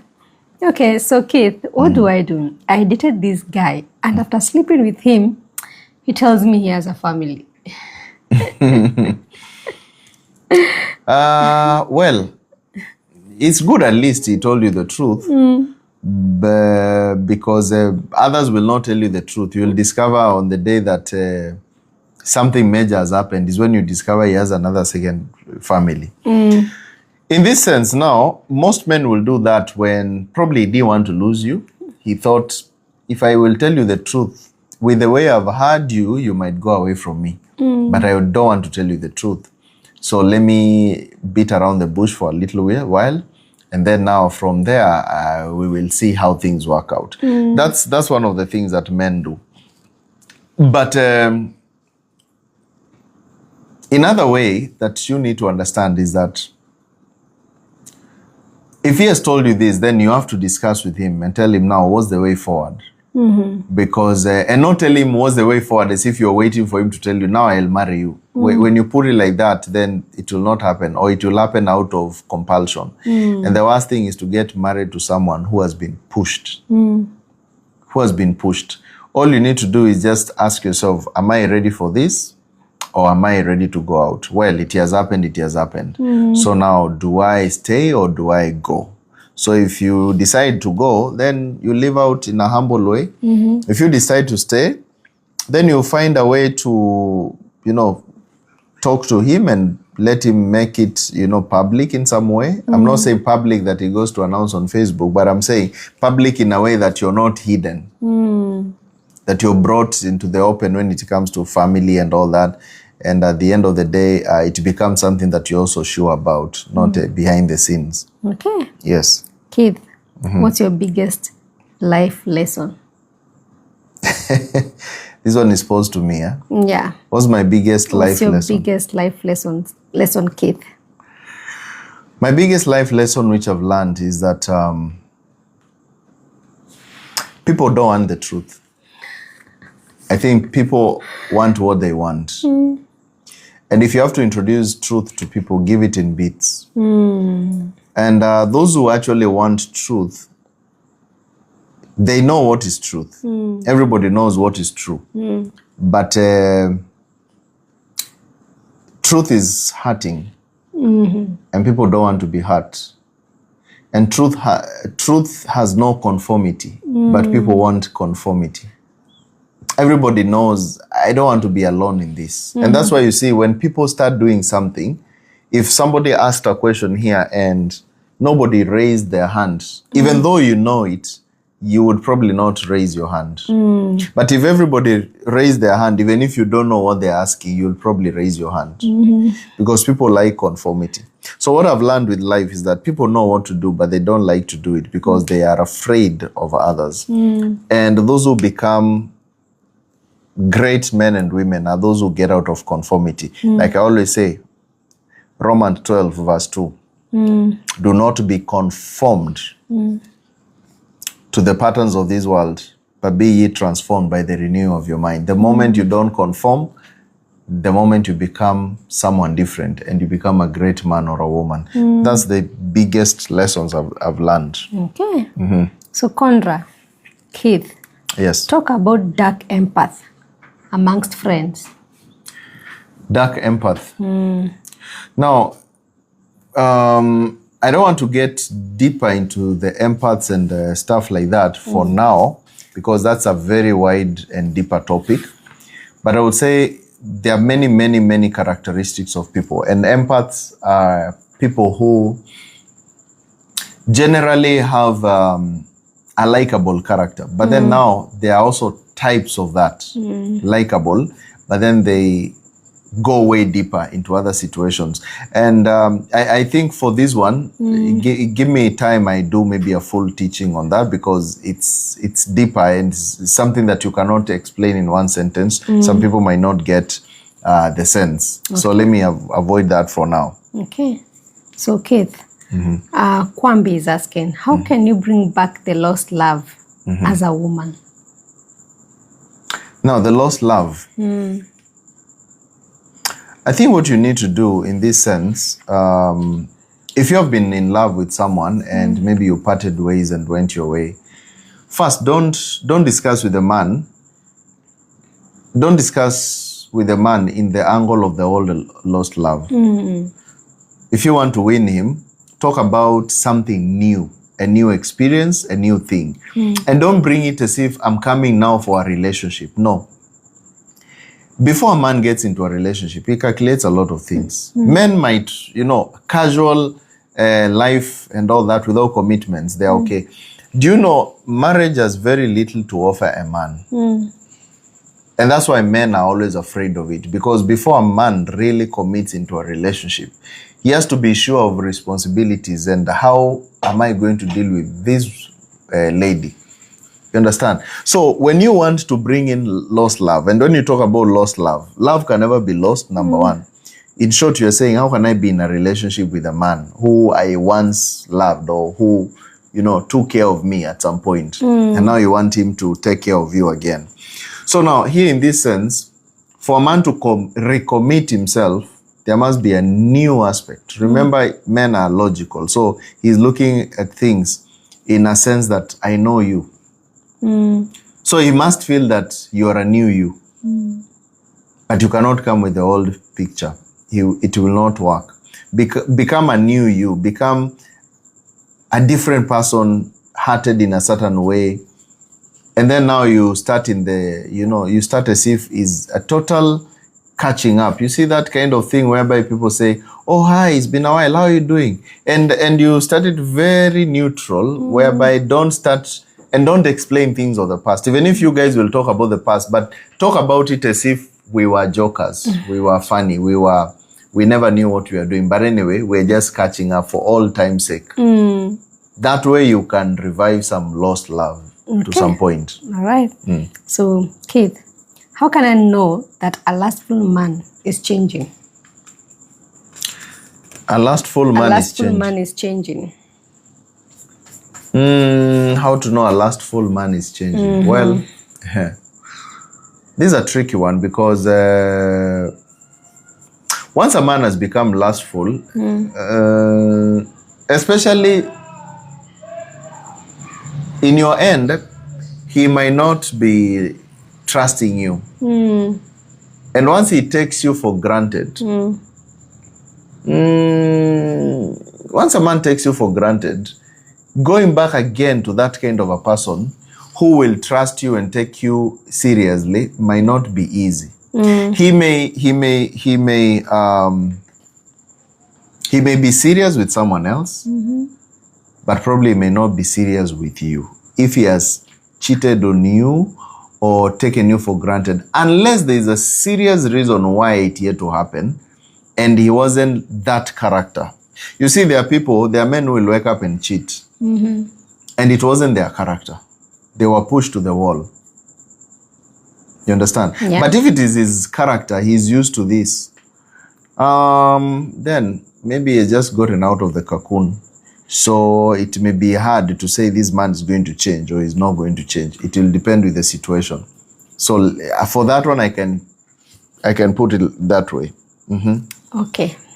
Gitosh, if a man keeps telling you he loves you and he takes really good care of you, does that mean he loves you even though he has a family?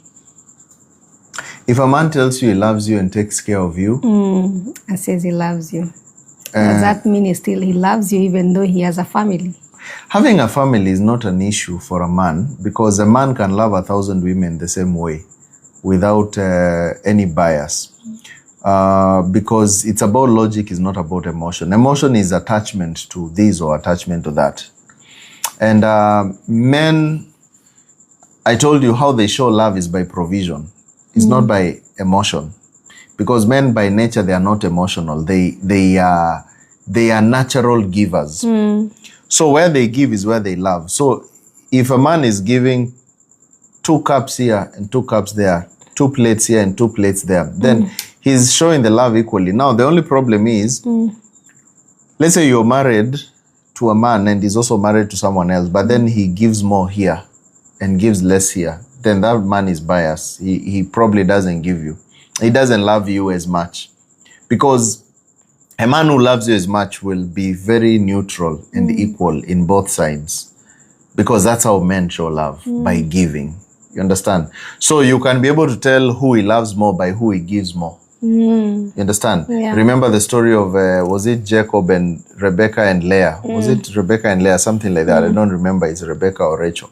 So both of them, he loved one more and he wanted to spend more or time and energy and all that in one than the other. So that's how you could be able to tell the comparison. Okay. So we have Preeti. Should a man show that he loves you in front of his family? Or is it okay he acts unbothered? To show you that he loves you in front of his family? Or is it okay if he acts unbothered?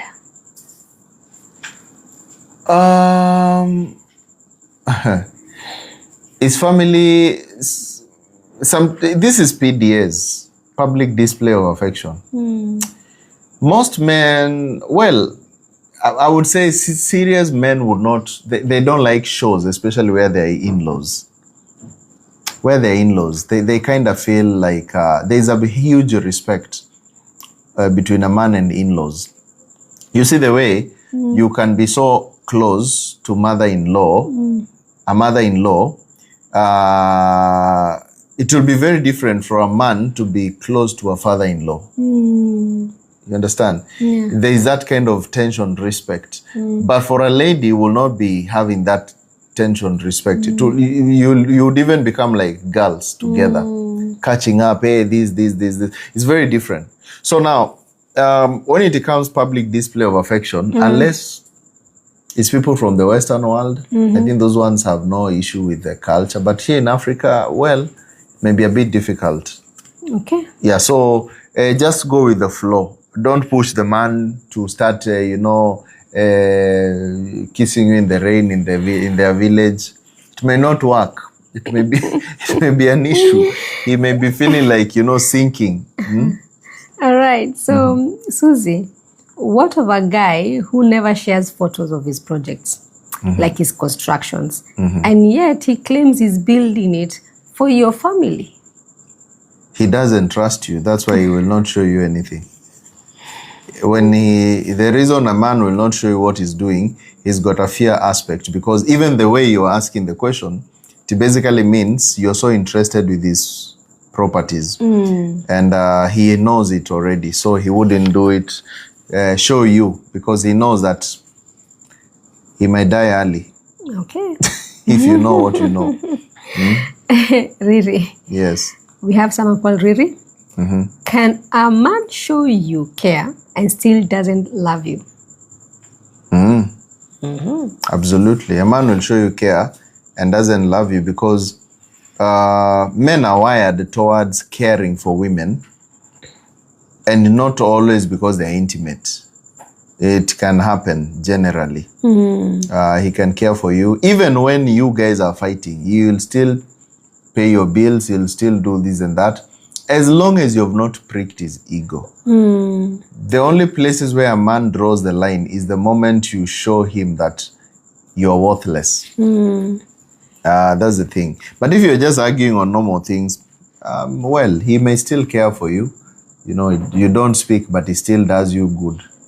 So Chingwani just said, Dr. Mwoki, you really inspire me watching from Zimbabwe. Dr. Mwoki.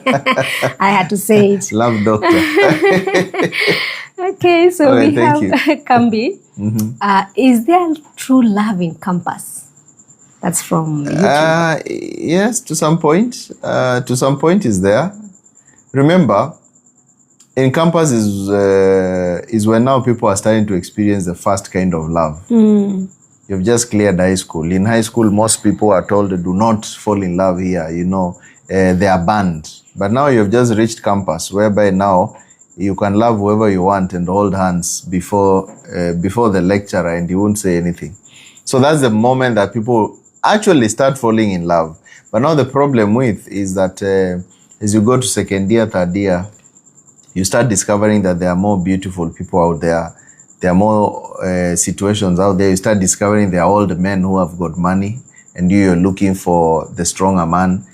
And you find that by the time you clear Campus and you start your life, you've already messed up with so many people that you no longer feel love anymore. But if you maintain and you find someone who is of your caliber, I've seen people who started from Campus and they've been able to focus and they have their lives together.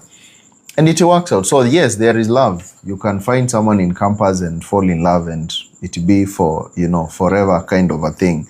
But of course, it's not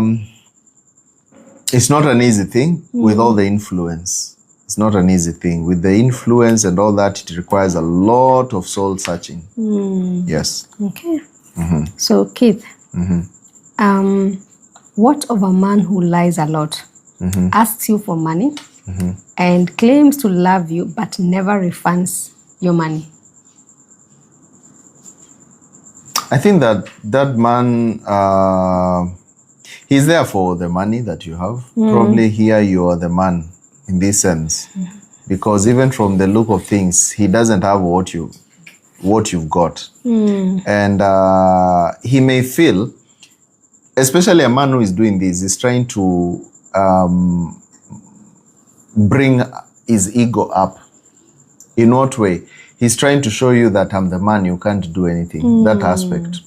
Because maybe at some point he felt belittled by his situation.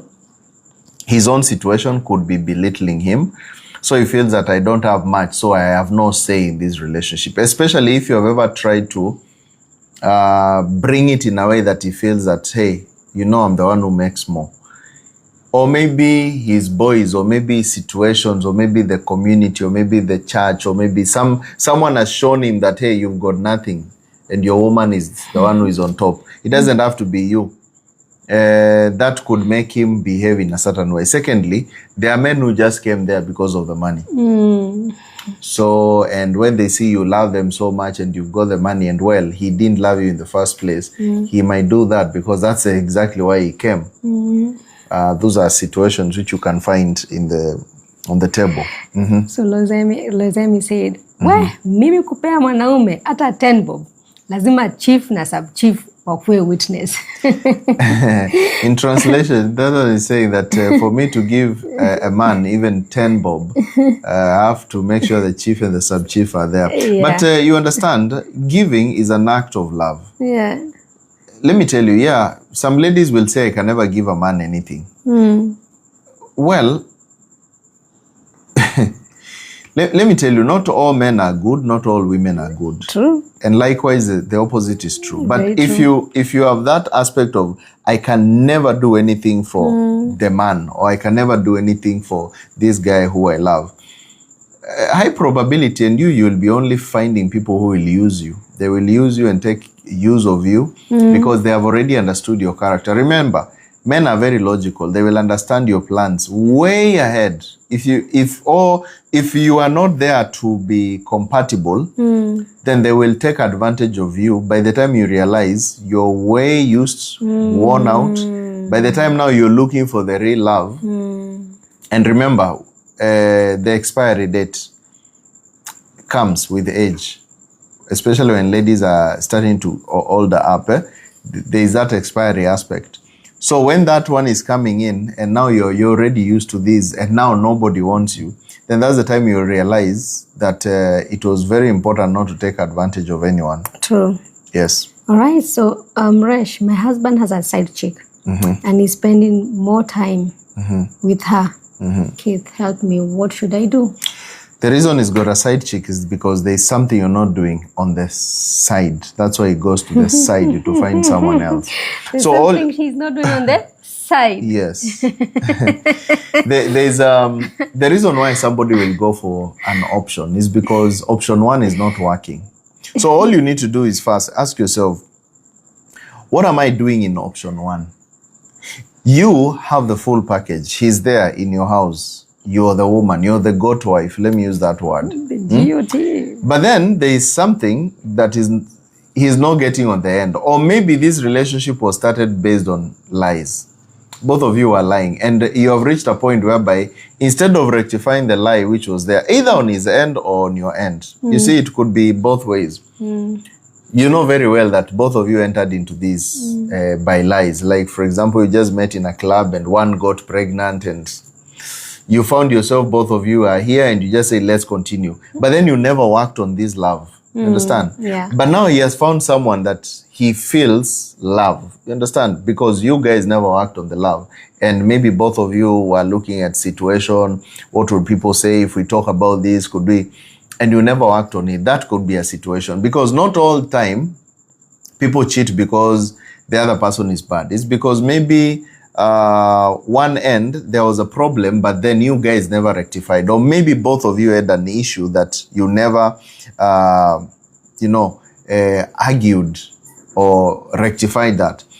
But also the other end, it could also be maybe the man is like that. He just removed his own cocoon and he has decided now it's my time to show my true colors. You might know him at that time. You know, Bible says you shall know them by their fruits. So it is always important to dig down and understand the person you're dating before to avoid such kind of issues. Because I'm not saying that some men can also wake up and just now show their true colors. Yes, they are there who will show true colors, and maybe later on, and you start feeling bad about it. So it's part of life. It's a double-edged sword. It could be because of both of you. It could be because of one side, the woman, or it could be because the man also is now showing his true colors. So it's a win-win situation. So, Rashly, can you forgive a man who cheats on you with your maid? I would say that is a high level of, what do I call it? It's a high level of disrespect, because they know that you would be hurt. And to go to such kind of a level, it will make he knows very well, and unless maybe he was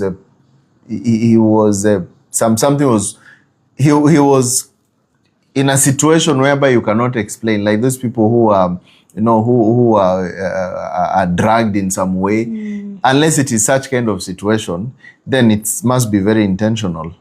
Understand? And also, unless it is a situation whereby both of you got into a point whereby it was ego issues. Because sometimes it could be ego issues and it's the reply versus, send a kick, I send a kick. And he does one kick whereby you're feeling bad about it and, one thing to the other. So I would say, Forgiveness depends with the situation. If it was done to hurt you directly, you can forgive and forget about him and just focus with your life, because I wouldn't advocate for people to carry any enmity, because when you carry enmity, then it will eat you up for the rest of your life. You'll keep on thinking about that and you'll never move on with your life. So it is better to forgive and focus with your life. But also, if it was caused by either parties, both of you, you brought in this together. You see, like the way people in a relationship, they have cold wars. And it's I win you, you win me. And maybe you also did something which demeaned him. He could also decide also to do something to reply. If it was like that, you guys can discuss about it and see, are we completely lost about this, or can we rectify? Because love is between those two people. It is both of you who share mind and heart. You're the ones who know, should we continue with this or should we go away? So that is on your end. Okay. So Keith. Yes. Wavinya is asking, is it okay to hug men if you're a married woman? Hugging is not sleeping with anyone. People have hugged for all times. It's like saying do not hug and feel properly. Hugging is a part of, there are cultures whereby hugging is the only way to greet each other.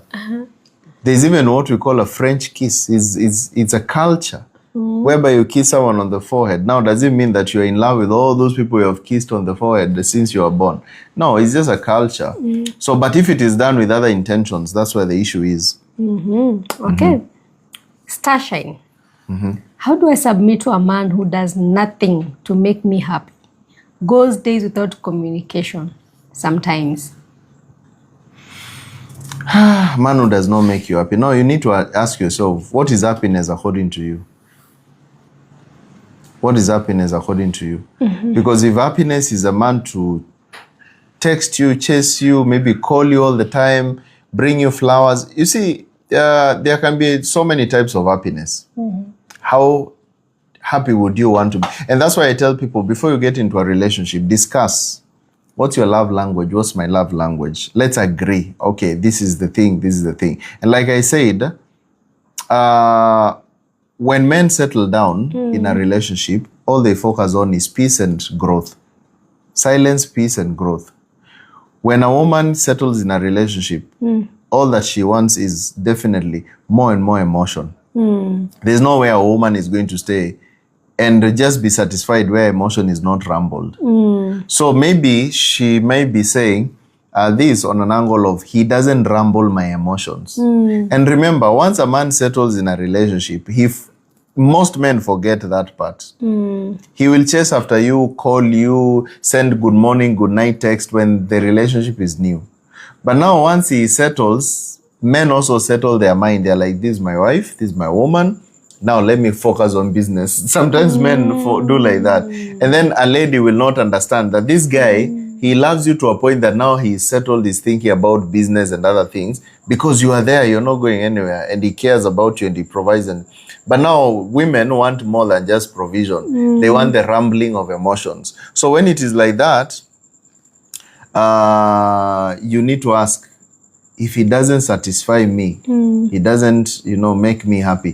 Happiness in what way? Is it rumbling your emotions? Is it this and this? If it is that, then you need to discuss with him and tell him, okay, here's my love language. You need to do A, B, C, D to keep the fire burning. Otherwise, you might be crucifying the wrong guy who maybe he just basically loves you. Because the only way you can know this man doesn't love me, if he doesn't provide, if he doesn't take care of you and your offspring in a way which is respectable, if he cheats on you, if he takes you for granted in other different ways.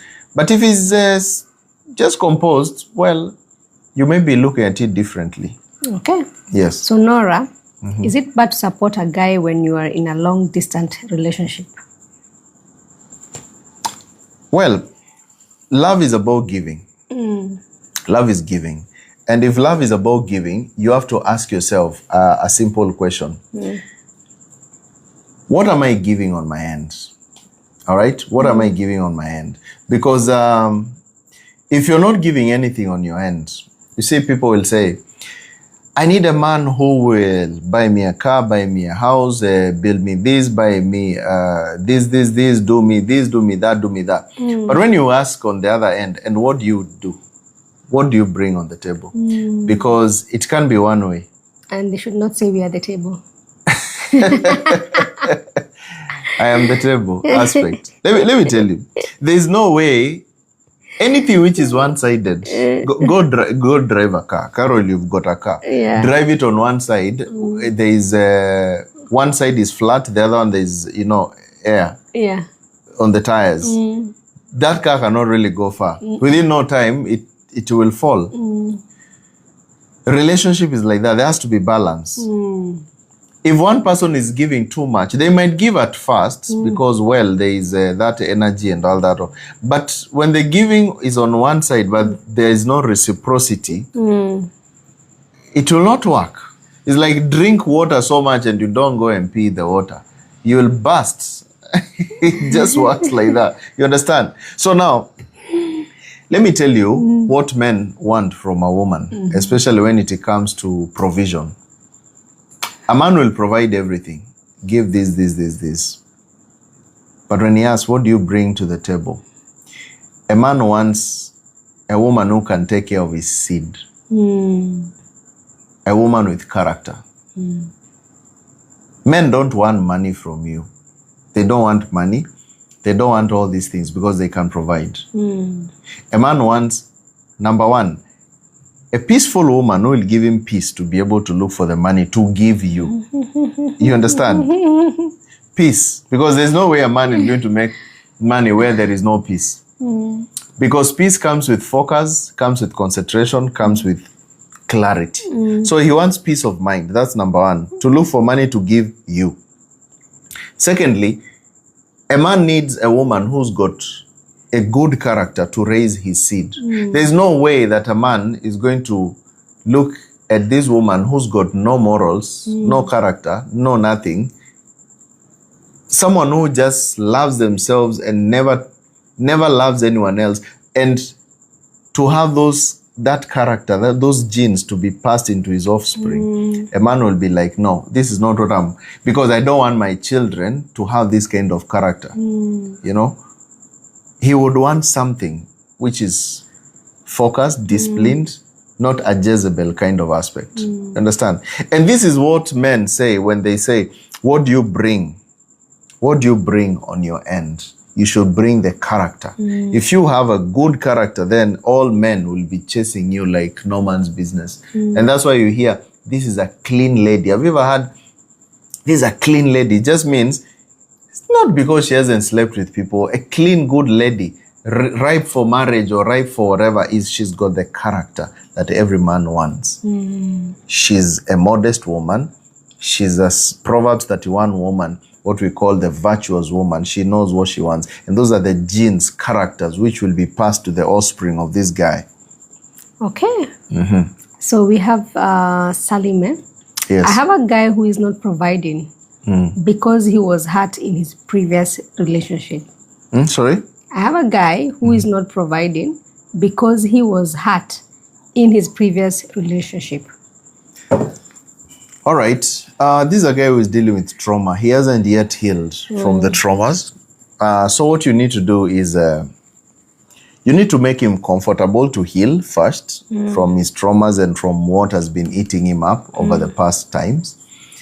And once he heals and once he gets to trust you, right now he's not trusting you because he's in a dilemma. He hasn't seen the light yet. All you need to do is don't force him. Hey, I'm not like them. Please trust me. You cannot force trust. Trust is like love. You cannot force love. Love is found.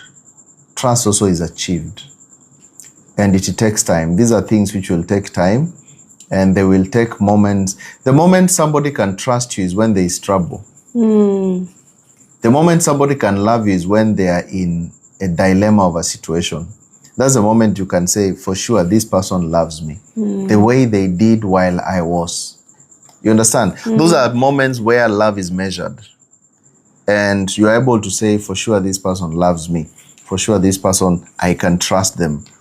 and they will start healing and seeing you different from the other people. And that way they will start now trusting you and being there for you. Okay. Yes. So it's a bit similar, but I guess we need to talk to him. He's called Leon. I am afraid to make a move after my divorce. And I've healed after therapy.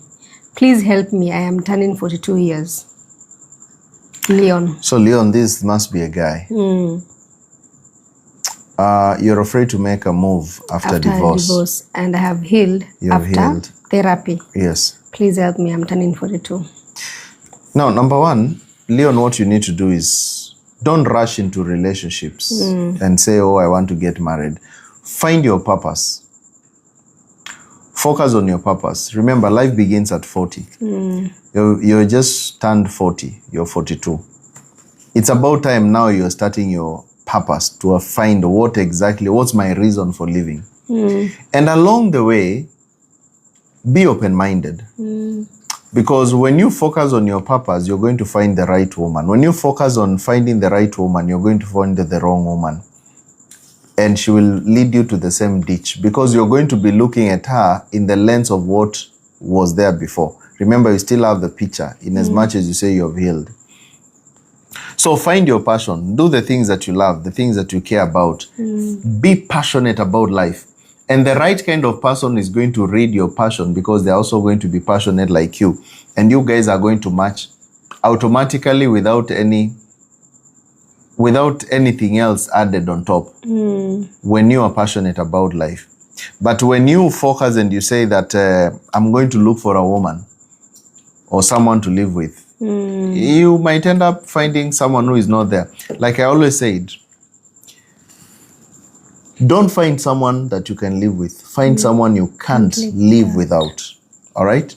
Because when you find someone you can't live without, who is that one person you cannot live without? And that is your better half. Okay, so Keith, what of a hubby forcing you to take a loan for him from the bank? And also threatening if you don't go to the bank. Threatening you? Yeah, if you don't go to the bank. Don't pick it. Don't pick it absolutely, because nothing should be done out of compulsion. If somebody is forcing you and you feel your instincts are telling you, I don't want, please don't. If that one has to make him get angry over you, let him get angry. Don't pick that loan, because you're going to regret alone. You're going to cry alone. You're going to be there wishing you never did. And high probability, even if you pick it, he won't pay. If he can threaten you and you have not picked the loan, then even paying, he won't pay. So you're in for trouble, you, yourself. And that could be the reason why you guys will even part. You might pick that loan, and because he doesn't want to pay it, then he makes up a story and you guys part your ways. Yeah. So if he really loves you, let it be. If he doesn't want to love you without the loan, tell him to go and pick up the loan himself. True. But if he's asking in an understanding way and he tells you clearly the reasons and you see and you feel from your heart that I will pick it from your heart.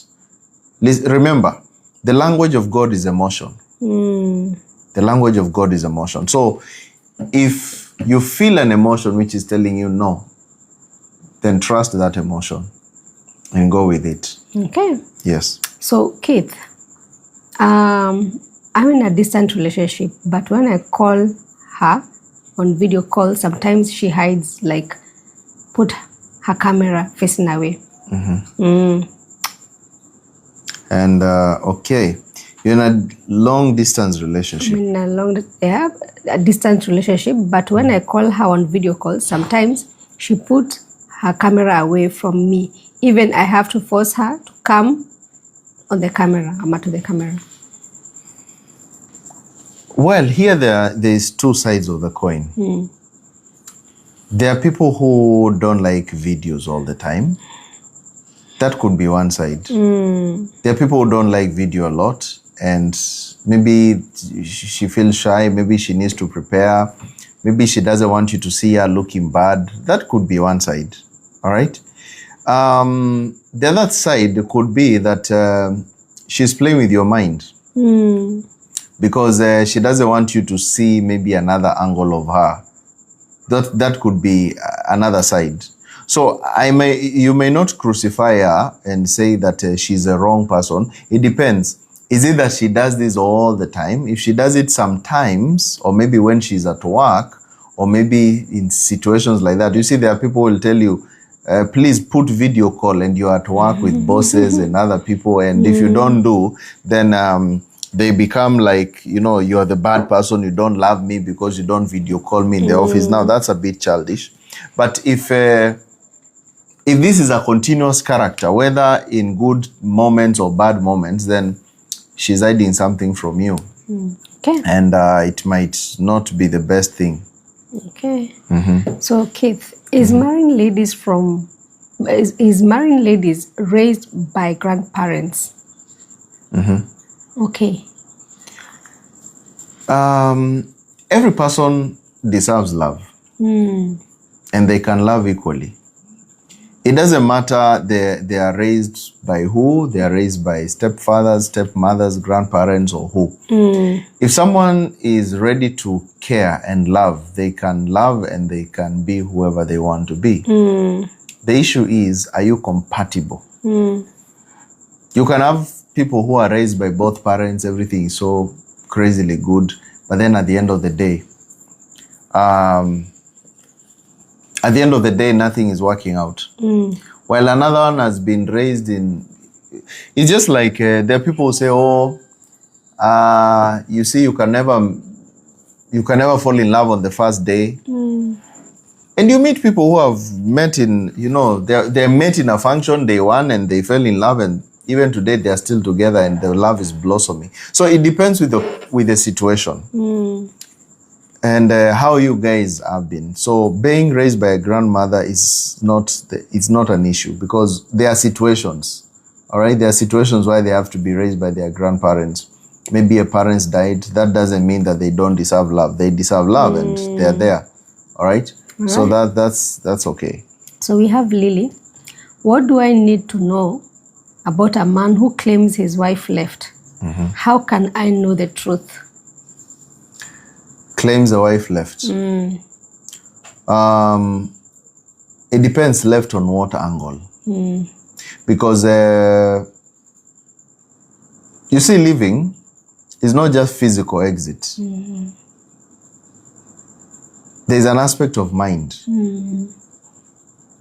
When a woman leaves, she doesn't first leave physically. She leaves mentally. And the man feels. He feels completely. He sees this person has left. And the man tries so much to fight with that for a period of time until he's not able to fight it anymore. And now the physical angle of leaving happens. And most ladies, they leave mentally before they leave physically. And a man is able to understand, because a woman is emotional. So once the emotions are gone, and how do you know the emotions are gone? When the respect is gone. When she doesn't want to respect, she doesn't want to show the man, listen, you are the man here, the feminine energy. When she takes on the masculine energy, and it becomes something more of a competition. When there is competition in a relationship, that marriage, somebody already left. Yeah. And because competition basically means two people who are arguing over something, but they cannot really tell what they're arguing of, but they know what they're arguing in their minds. You understand? So those are kind of things that you'll find that in this sense, somebody would leave, but then they have not really left. Wow. Yeah. Okay. So, Express, what of a man who gives promises, but he never fulfills them? It depends on what stage of relationship you guys are. Men will build castles in the air when they want to win you. That can be one side. But as you continue, the castles in the air aspects might also continue if you're never cleared that air, because when you see, women love by hearing, men love by seeing. So men also know that, and they'll give you all sorts of things, because, well, women like to hear good things, and if you tell her the truth, she won't be excited about you. It's like she's not dressed well, and you tell her, oh, you're not dressed well, please go and do this. No, you have to tell her, oh, you're looking good, but adjust this and that. Because when you tell her the truth, like I've told you, some of the things I've learned is that nobody wants to hear the truth. People want to hear what they want to hear. They just want you to justify what they think is true, even though it's not true. That's why you see, most time, churches are full based on those who give you the prosperity and, whatever you want to hear. Why? Because people just want whatever they want to hear to be justified. Yeah, it is okay. Yeah, God will drop manna from heaven. It is true. He will. That's exactly what people want to hear. And whether it's true or not true, at the end of the day, that's basically what people will want to hear. So in this case, the one that you have told me, yeah, a man who gives promises but never gives promises but never fulfills them. Maybe you're in that situation whereby he's just been giving you empty stories, but because a man who gives empty promises, because he probably doesn't really love you, if it is for a long time. But if it's a short time, he may still be loving you. Maybe it's just a vibe. But when it has gone for a long time, remember, men show love by giving, not necessarily by speaking. So it reaches a point that now, when he still keeps on saying, but he doesn't show physically, then something is wrong. Okay. So, Keith, Dorcas is asking, what is submission? Can someone submit to a boyfriend? Submission is a feminine energy. Submission doesn't mean go kneeling down. People don't understand what submission is all about. They think submission is speaking in a low voice. No, you can be the loudest voice, but in a calm way. It is all about how you speak, the energy of how you speak. That is submission. Submission is not, it doesn't mean you don't go to work. It doesn't mean that you serve him food while you're kneeling. That's not submission. If you think in that submission, then you're all wrong. Submission is the energy that you portray. Is it a feminine energy? You understand? That's the thing. Is it a feminine energy? Does he feel appreciated? Does he feel respected? Does he feel that you honor him as a man? That's just submission. So if he's a boyfriend, do you honor him? Do you show him the feminine energy? And that way, you're submitting. Okay. Yes. So, Moonwalker, how can someone heal from her lover who they found cheating? How can someone heal from his stroke or her lover who they found cheating?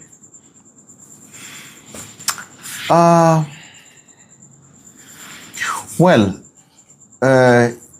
you have to heal in both ways. Whether you will be together or not be together, healing is a must.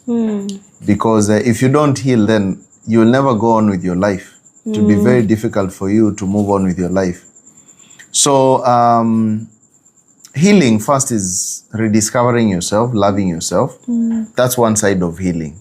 Because the reason we are hurt is because we feel, did they not see me as anything? The moment you know you're wonderfully and fearfully made in God's image, then why would you worry so much about what somebody will call you? If they called you an elephant, are you really an elephant? You're a human being. So why would you not heal? If that one still destroys your mind, you're still thinking about how they called you a dog, or they called you this, they called you that, or maybe they showed you that you are nothing and they went and cheated on you. Now, are you really nothing? No, you know you're not nothing. So if you know you're not nothing, then that should not hurt you, because it is just a masquerade that they put on and try to show you a different person, but you know who you are. All right. Yes. So, Keith, what is the best criteria to use in choosing a partner? The best criteria in choosing a partner is you do your thing. Go find your passions, go find your purpose, go find whatever interests you. and don't look for a partner. The partner will look for you. How do they look for you? Love finds you. You don't go finding love. When you go finding love, you'll never find it. And love is found in the very little nitty-gritties, and the people just, where you are and what you're doing. Just right there. Look at yourself. How many people have you ignored in the bus, in the places that you've been? You went for a marathon and this person was, you just were matching, and then, and the interests, you understand, interests and things like that. So until you understand this, you don't go finding love. Love finds you in your natural habitat. Oh, okay. So, Princess, how can I be sure that a man who left his wife with 2 kids will love me and not go back to them again? Princess. Now here, you require some type of clarity. You can read someone's mind. Because our minds are connected. We are spirits. You're able to read the energy of someone else. So in this sense, this person left a wife with 2 children. You're able to read their mind and read their heart, because remember, we are one. And if your intuition tells you that this person, you can feel from within that something is not right. And how do you know it's not right? When you keep on questioning yourself and questioning them. It means that there is something which nature is trying to tell you, hey, here, be careful. But if you feel that the chemistry is so deep to a point that you guys, and it's not just chemistry about the feeling, because sometimes feelings can lie. It is the openness and the vulnerability between you two is there. Remember, love is someone seeing themselves in the other person. So if you can see yourself in the other person, you are to a point that whatever you do is exactly what they do does not make you feel bad. You see yourself. You see, like the way friends, normal friends, they are so much friends that even when they argue, you just laugh and say, I know you. And you laugh about it and you continue. Now, that's love. Love is a place whereby you guys are no longer tied by situations, but you are together as one. Yeah. Then you can be able to tell this is the thing. Oh, that's awesome. So, Loizami, can a man who loves his parents too much build a serious relationship with you? Absolutely. Loving your parents has nothing to do with relationships. And the reason why this one happens is, it's natural for every woman to want a lot of attention from the man. And one of the things that happens in most relationships is immediately a man gets hooked up to a lady. And this lady wants a lot of attention, and she does not understand the man and why he does what he does. The first thing that she does is to remove all the support system. She starts saying that there's this friend of yours doesn't talk well. And then now what she's doing is removing the friends who used to support the man mentally and all that. She starts changing him jobs. Oh, this job is not the way you see you could have. Changes interests. Starts saying, oh, this football that you watch, or maybe this boxing or whatever you do is it's taking a lot of the time, takes away his interest. The next thing is take away his family members. You call your mother too much, you're a mommy's boy and all that, takes away the family, takes away. Now, what happens at this sense, the man now is left with her. She's both the lover and the pain at the same time. Yeah. Now, this man, whenever he goes through a situation, remember, he has kicked out the man. He has kicked out friends, jobs, interest, career, and everything. Now to focus only on the woman. Now she's in full control of emotion. And that's where men go wrong. The moment your woman puts you in that situation whereby you've got no other life except the life that revolves around her, then, bro, you're in deep shit. Yes, trouble. Absolutely. You're in some situation you cannot really say, what is this? And in this situation, you'll be in a way that getting yourself out from that may require divine intervention. So when someone tells you you love your parents too much, that's already a red flag. So this is already a red flag. By Let every person, you yourself, would you want someone to get you away from your parents? Nah. Get you away from people? Nah. That now you concentrate on them and you forget your sisters, your brothers? It can't. Okay. So, Keith, Wella is asking, Yes. during your 20s, should you focus more on 1, love, 2, or personal growth, 3, chasing money? Personal growth is important. Because once you grow personally, you yourself, you grow your mind. Money is good, but don't focus on money first. Money follows your mind and energy, right? Let's say, for example, there are people who get out from campus immediately going to look for, which is fine, employment. And immediately after that employment, I'm trying to save, make a lot of money. While somebody else get out from campus and they start improving themselves. Building businesses, trying this and that, risking here and there. Now what they are doing, they are building their mental muscles. Yeah. So that they can understand where all the loopholes of failing and working and failing and working and trying this and trying that, while another one has gotten immediately into security mode. When you get into the security mode, you'll only have one career till you die. And your life will be the most boring life. Yeah. But if you've tried this and this and this, by the time you are 5 years down the line of trying so many things, so many opportunities, growing your mind, reading books, going to seminars, doing all these things, people might say you're wasting time. But in 5 years, you'll just get hold of one idea and boom, you'll be a millionaire. While the other one who was the last 5 years, they have been busy chasing some type of career. What happens is that at the end of the day, the one who has been chasing a career 5 years down the line, they'll still be in the same house, paying the same bills, but you'll be a millionaire. Yeah. Or you'll have changed something because you have more experience. So chase your passions and your goals. Travel, meet people, catch up with others. You don't necessarily need to make a lot of money, but you make the most experience.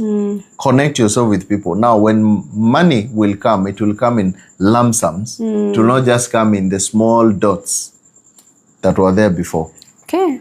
So, Keith, it's 10:30. Could I still continue? We can finish up maybe like 5 or 6 questions. Right. Yes. Sawa. So, when a lady calls me toxic, what might I be doing wrong? When a lady says you're toxic, first and foremost, if you're posing this question, there's a confusion in your mind. And God is not the author of confusion. The confusion which is there is that you have reached to a point that you don't trust even your sanity. Now, how does it happen? Have you ever seen yourself being accused of something until you're wondering,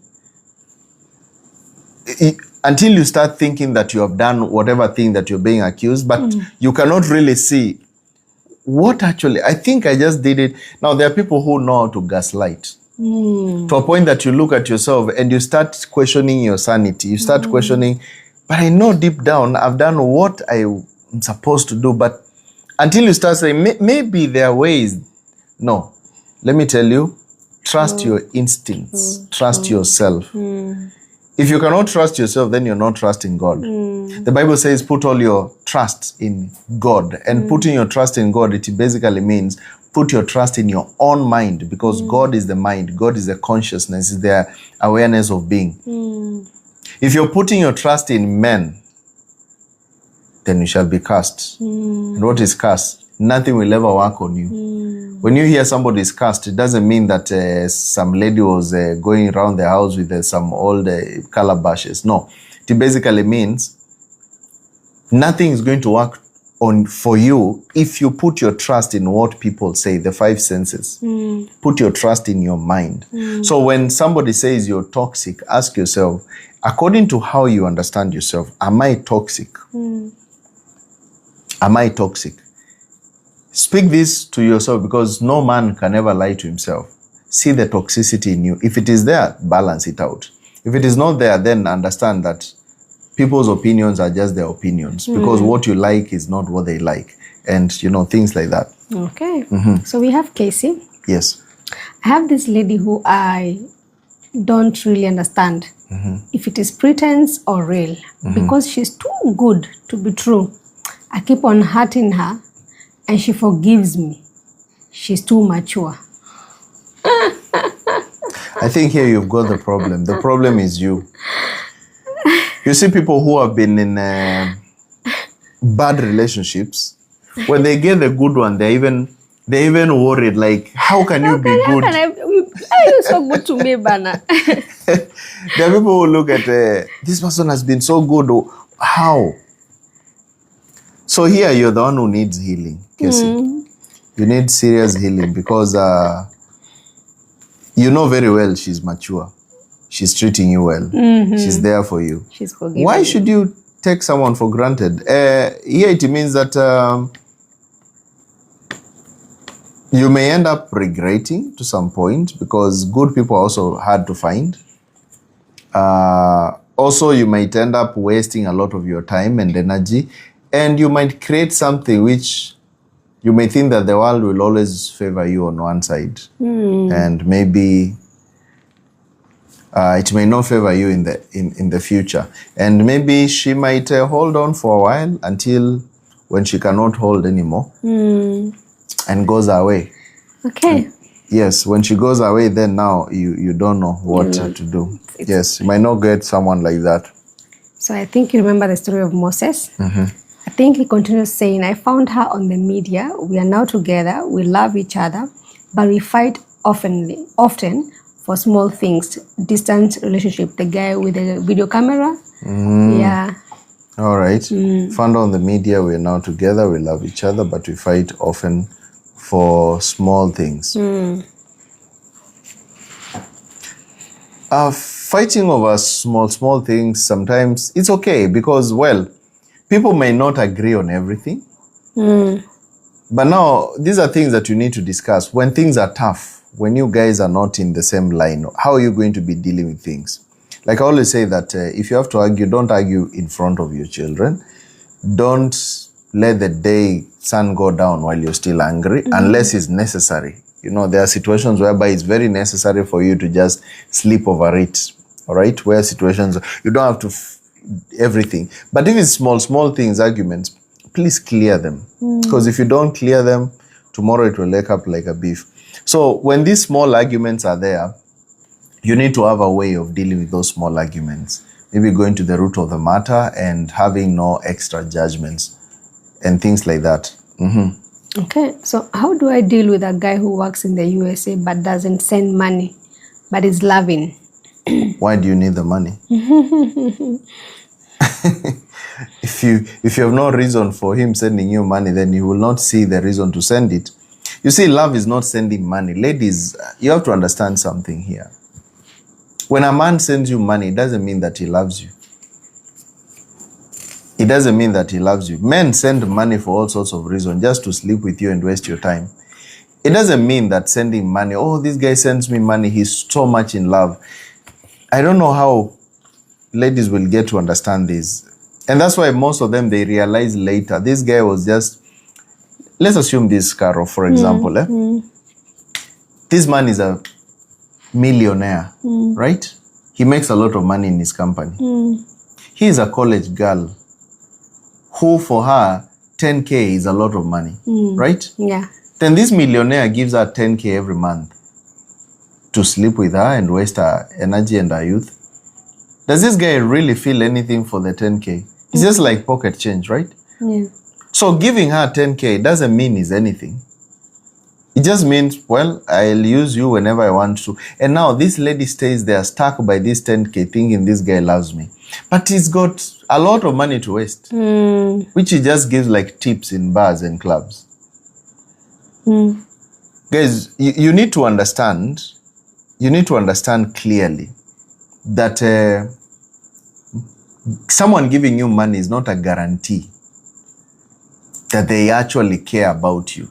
Look at the character, look at them, look at how they do things to you. And people are realizing this a bit late. And when you realize, you start regretting, you've been wasted, used. And this guy has gone and been with someone else, and they have gone completely. And that 10K that used to give you, it was nothing. 20, 100K, 1 million. People were just giving you according to their level of success. If he's a billionaire, he can give you 1 million. But even if he gives you 1 million, it doesn't mean he loves you. He's just giving you 1 million. Wow. You understand? Yeah. So look beyond the money and ask yourself, money is good. The Bible says that money answers all things. But in this answering of all things, does it show you the care? Does it show you that I'm there with you? Does it show you another side of him? If he doesn't show you care and support and all that, and yes, he gives you it's like if somebody comes and throws some money on you, tells you, get this 100 million, just throws it to you. There's a way that they will give you, and there's a way that you look and say, this one, there's no love here. Just sees me like nothing else. Well, to modern women, you cannot tell them anything about money. But I love you guys. I have to tell you the truth. At the end of the day, whether you pick it with a pinch of salt or you pick it really, it's all up to you. Every person in their own way. But I'm telling you this so that it may save you the hassle to stop thinking that anyone who gives you money loves you. Okay. Yes. So Lisa, I met this nice guy. We talked. Then he ghosted me. Though I would not like to lose him, what can I do?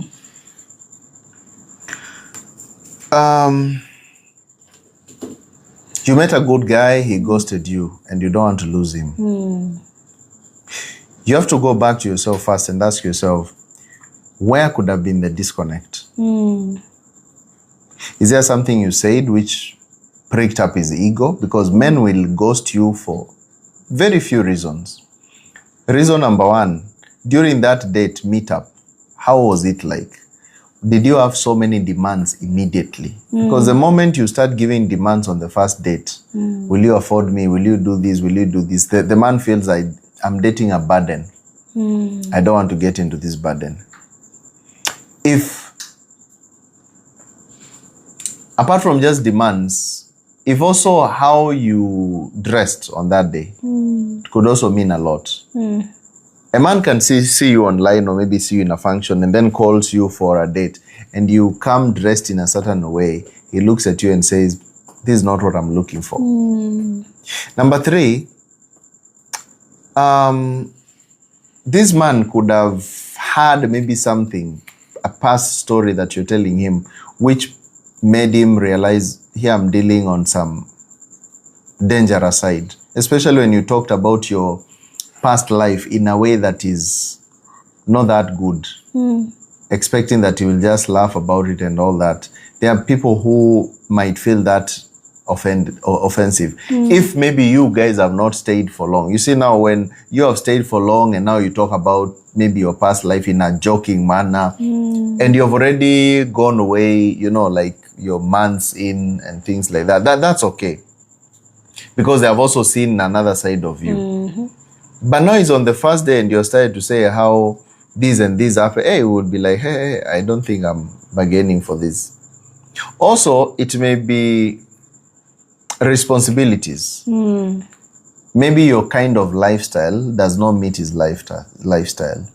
He feels that maybe you're expensive to maintain and he doesn't level to that. That can also be an issue. So how do you deal with it?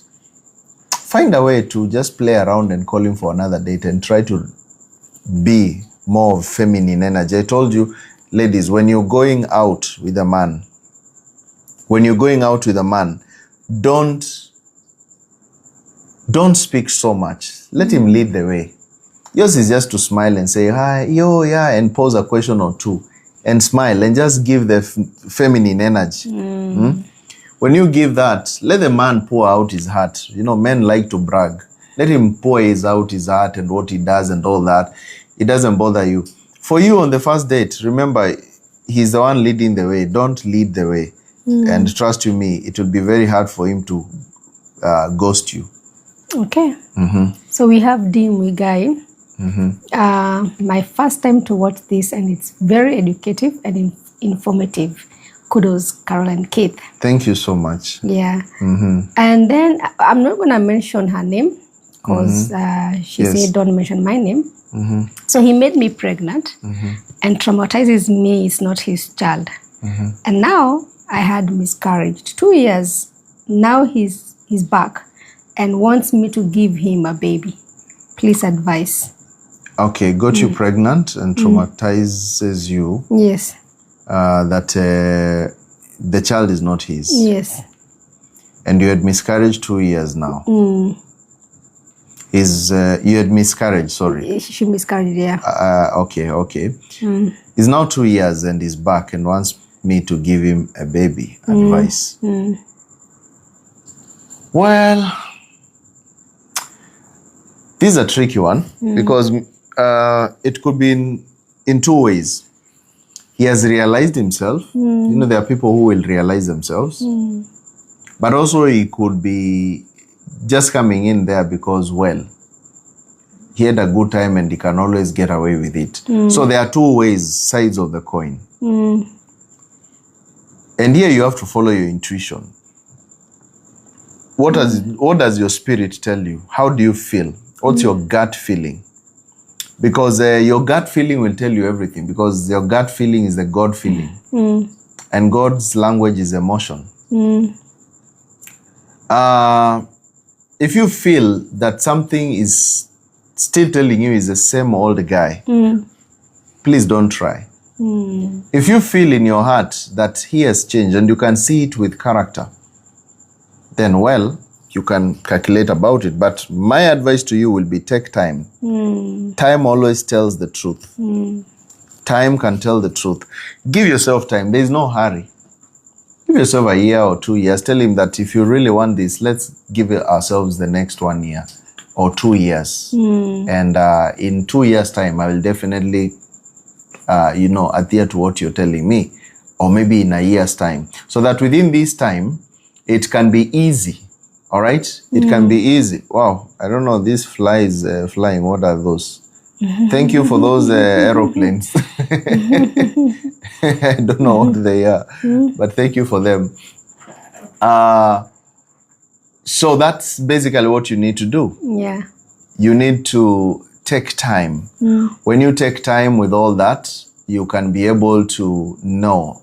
If he waits, then it means everything. If he doesn't wait, then he's focusing on other things.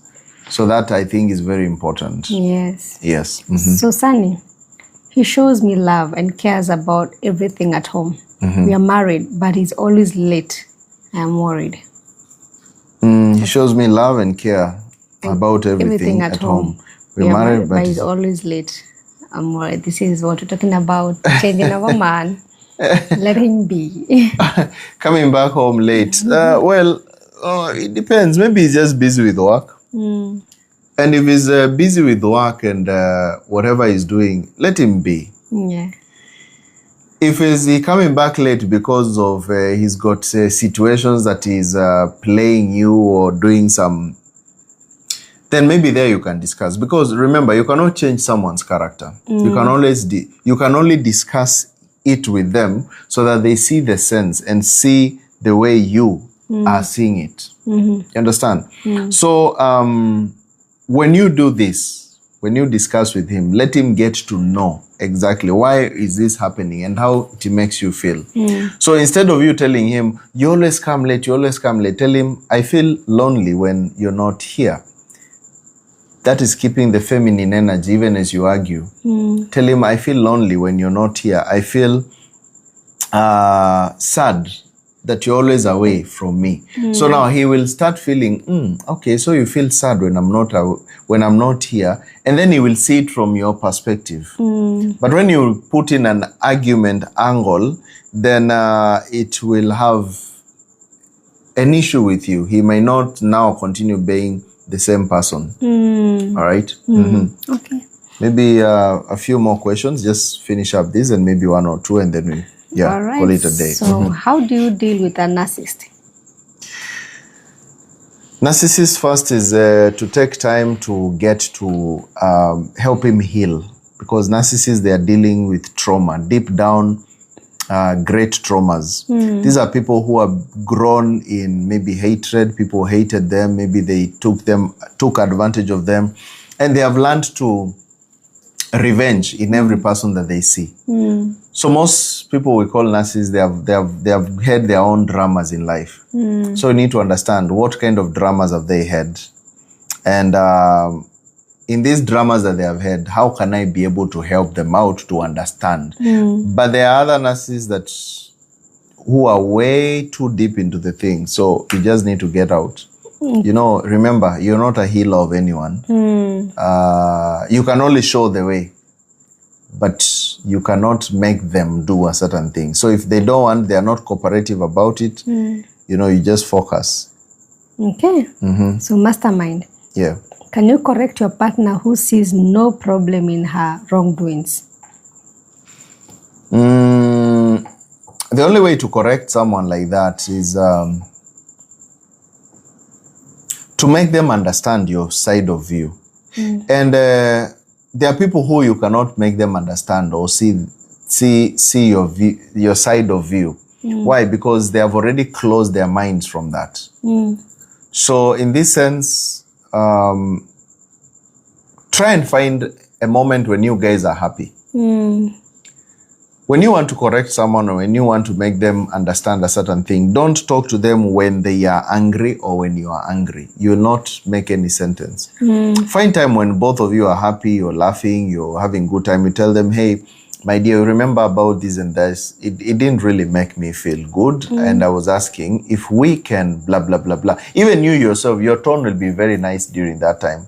So don't discuss deep things when both of you are angry. There will be no discussion. It will be every person trying to defend themselves. But when you talk to them, when you guys are in a good mood and all that, they will definitely look at you and understand why you're telling them at that time. It's not because you want some type of defense, but you need some type of clarity. And and things like that. Okay, so Mike Lane. Yes. Can a woman be in a relationship with someone younger, or is age a barrier in a relationship?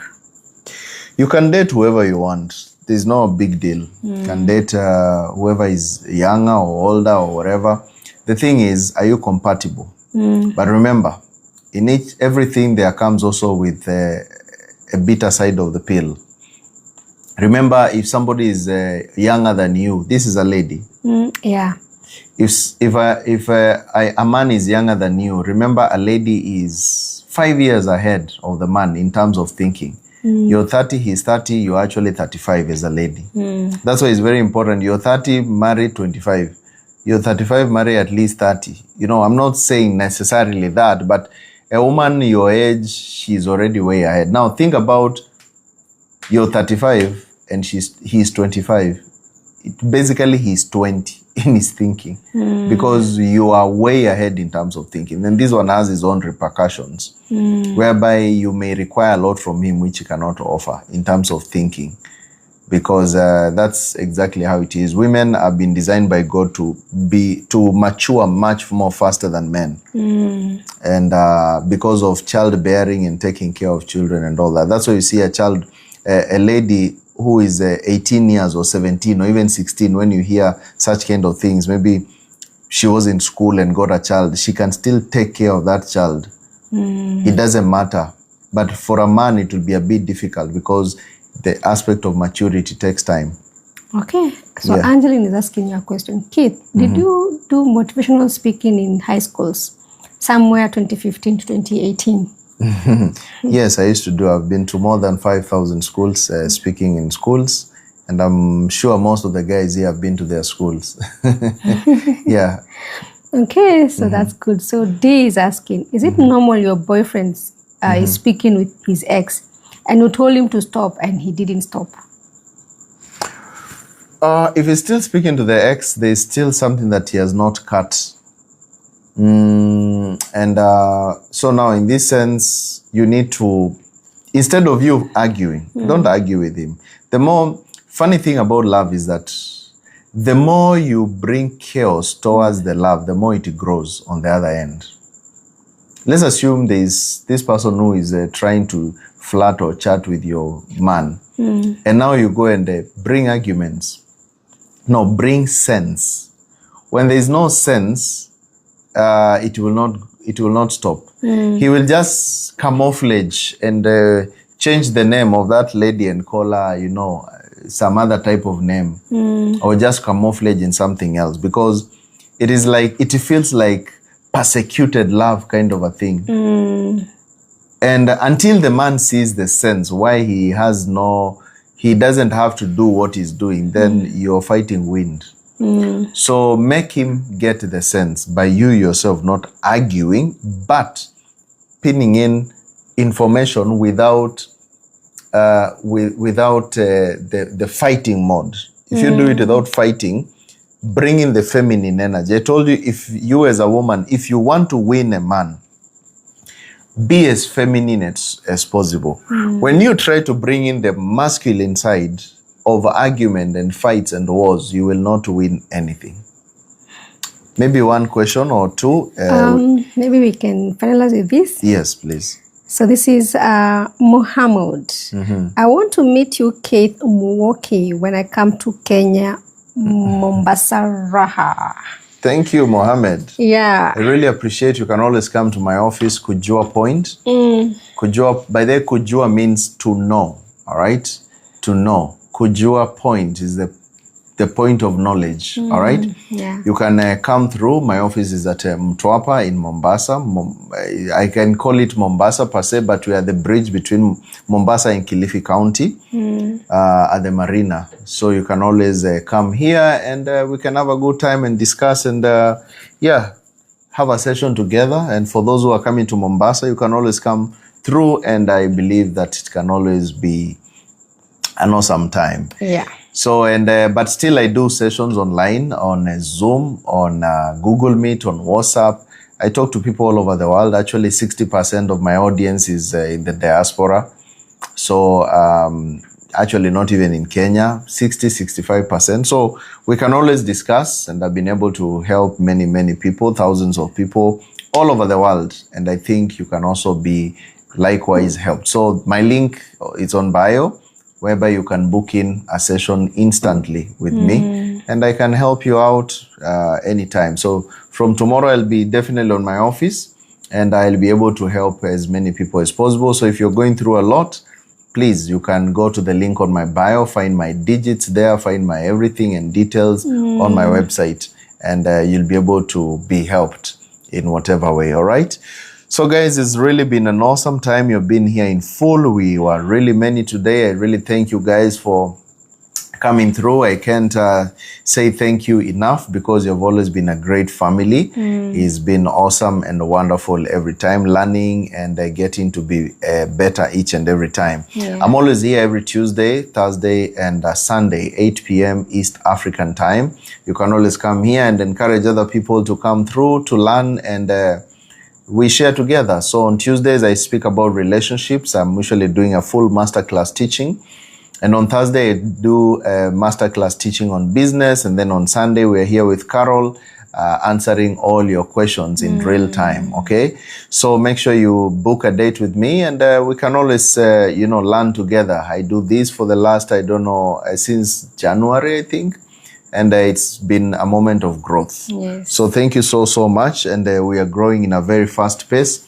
I really, really thank you guys. So now, as we finish up, as we always do each and every time, I always say that it is good we affirm who we are. Because by the words of our mouth are we justified, and by the words of our mouths are we condemned. So we want to justify ourselves, to bless ourselves, and to be the best of the best, all right? All right. So repeat after me, say, I am great. I am great. I am powerful. I am powerful. I'm loved of God. I am loved of God. I can do all things. I can do all things. Through Christ who strengthens me. Through Christ who strengthens me. I have the Spirit of God in me. I have the Spirit of God in me. And the power of God lies and within me. The power of God lies in me. I am born again. I am born again. A winner. A winner. And not a loser. And not a loser. In Jesus' name. In Jesus' name. Amen. Thank you. Thank you guys. I really, really appreciate you. Have a beautiful time. Say hi to your families and see you again on Tuesday, 8 p.m. East African time. Good night. Good night. And have a good night. Bye-bye.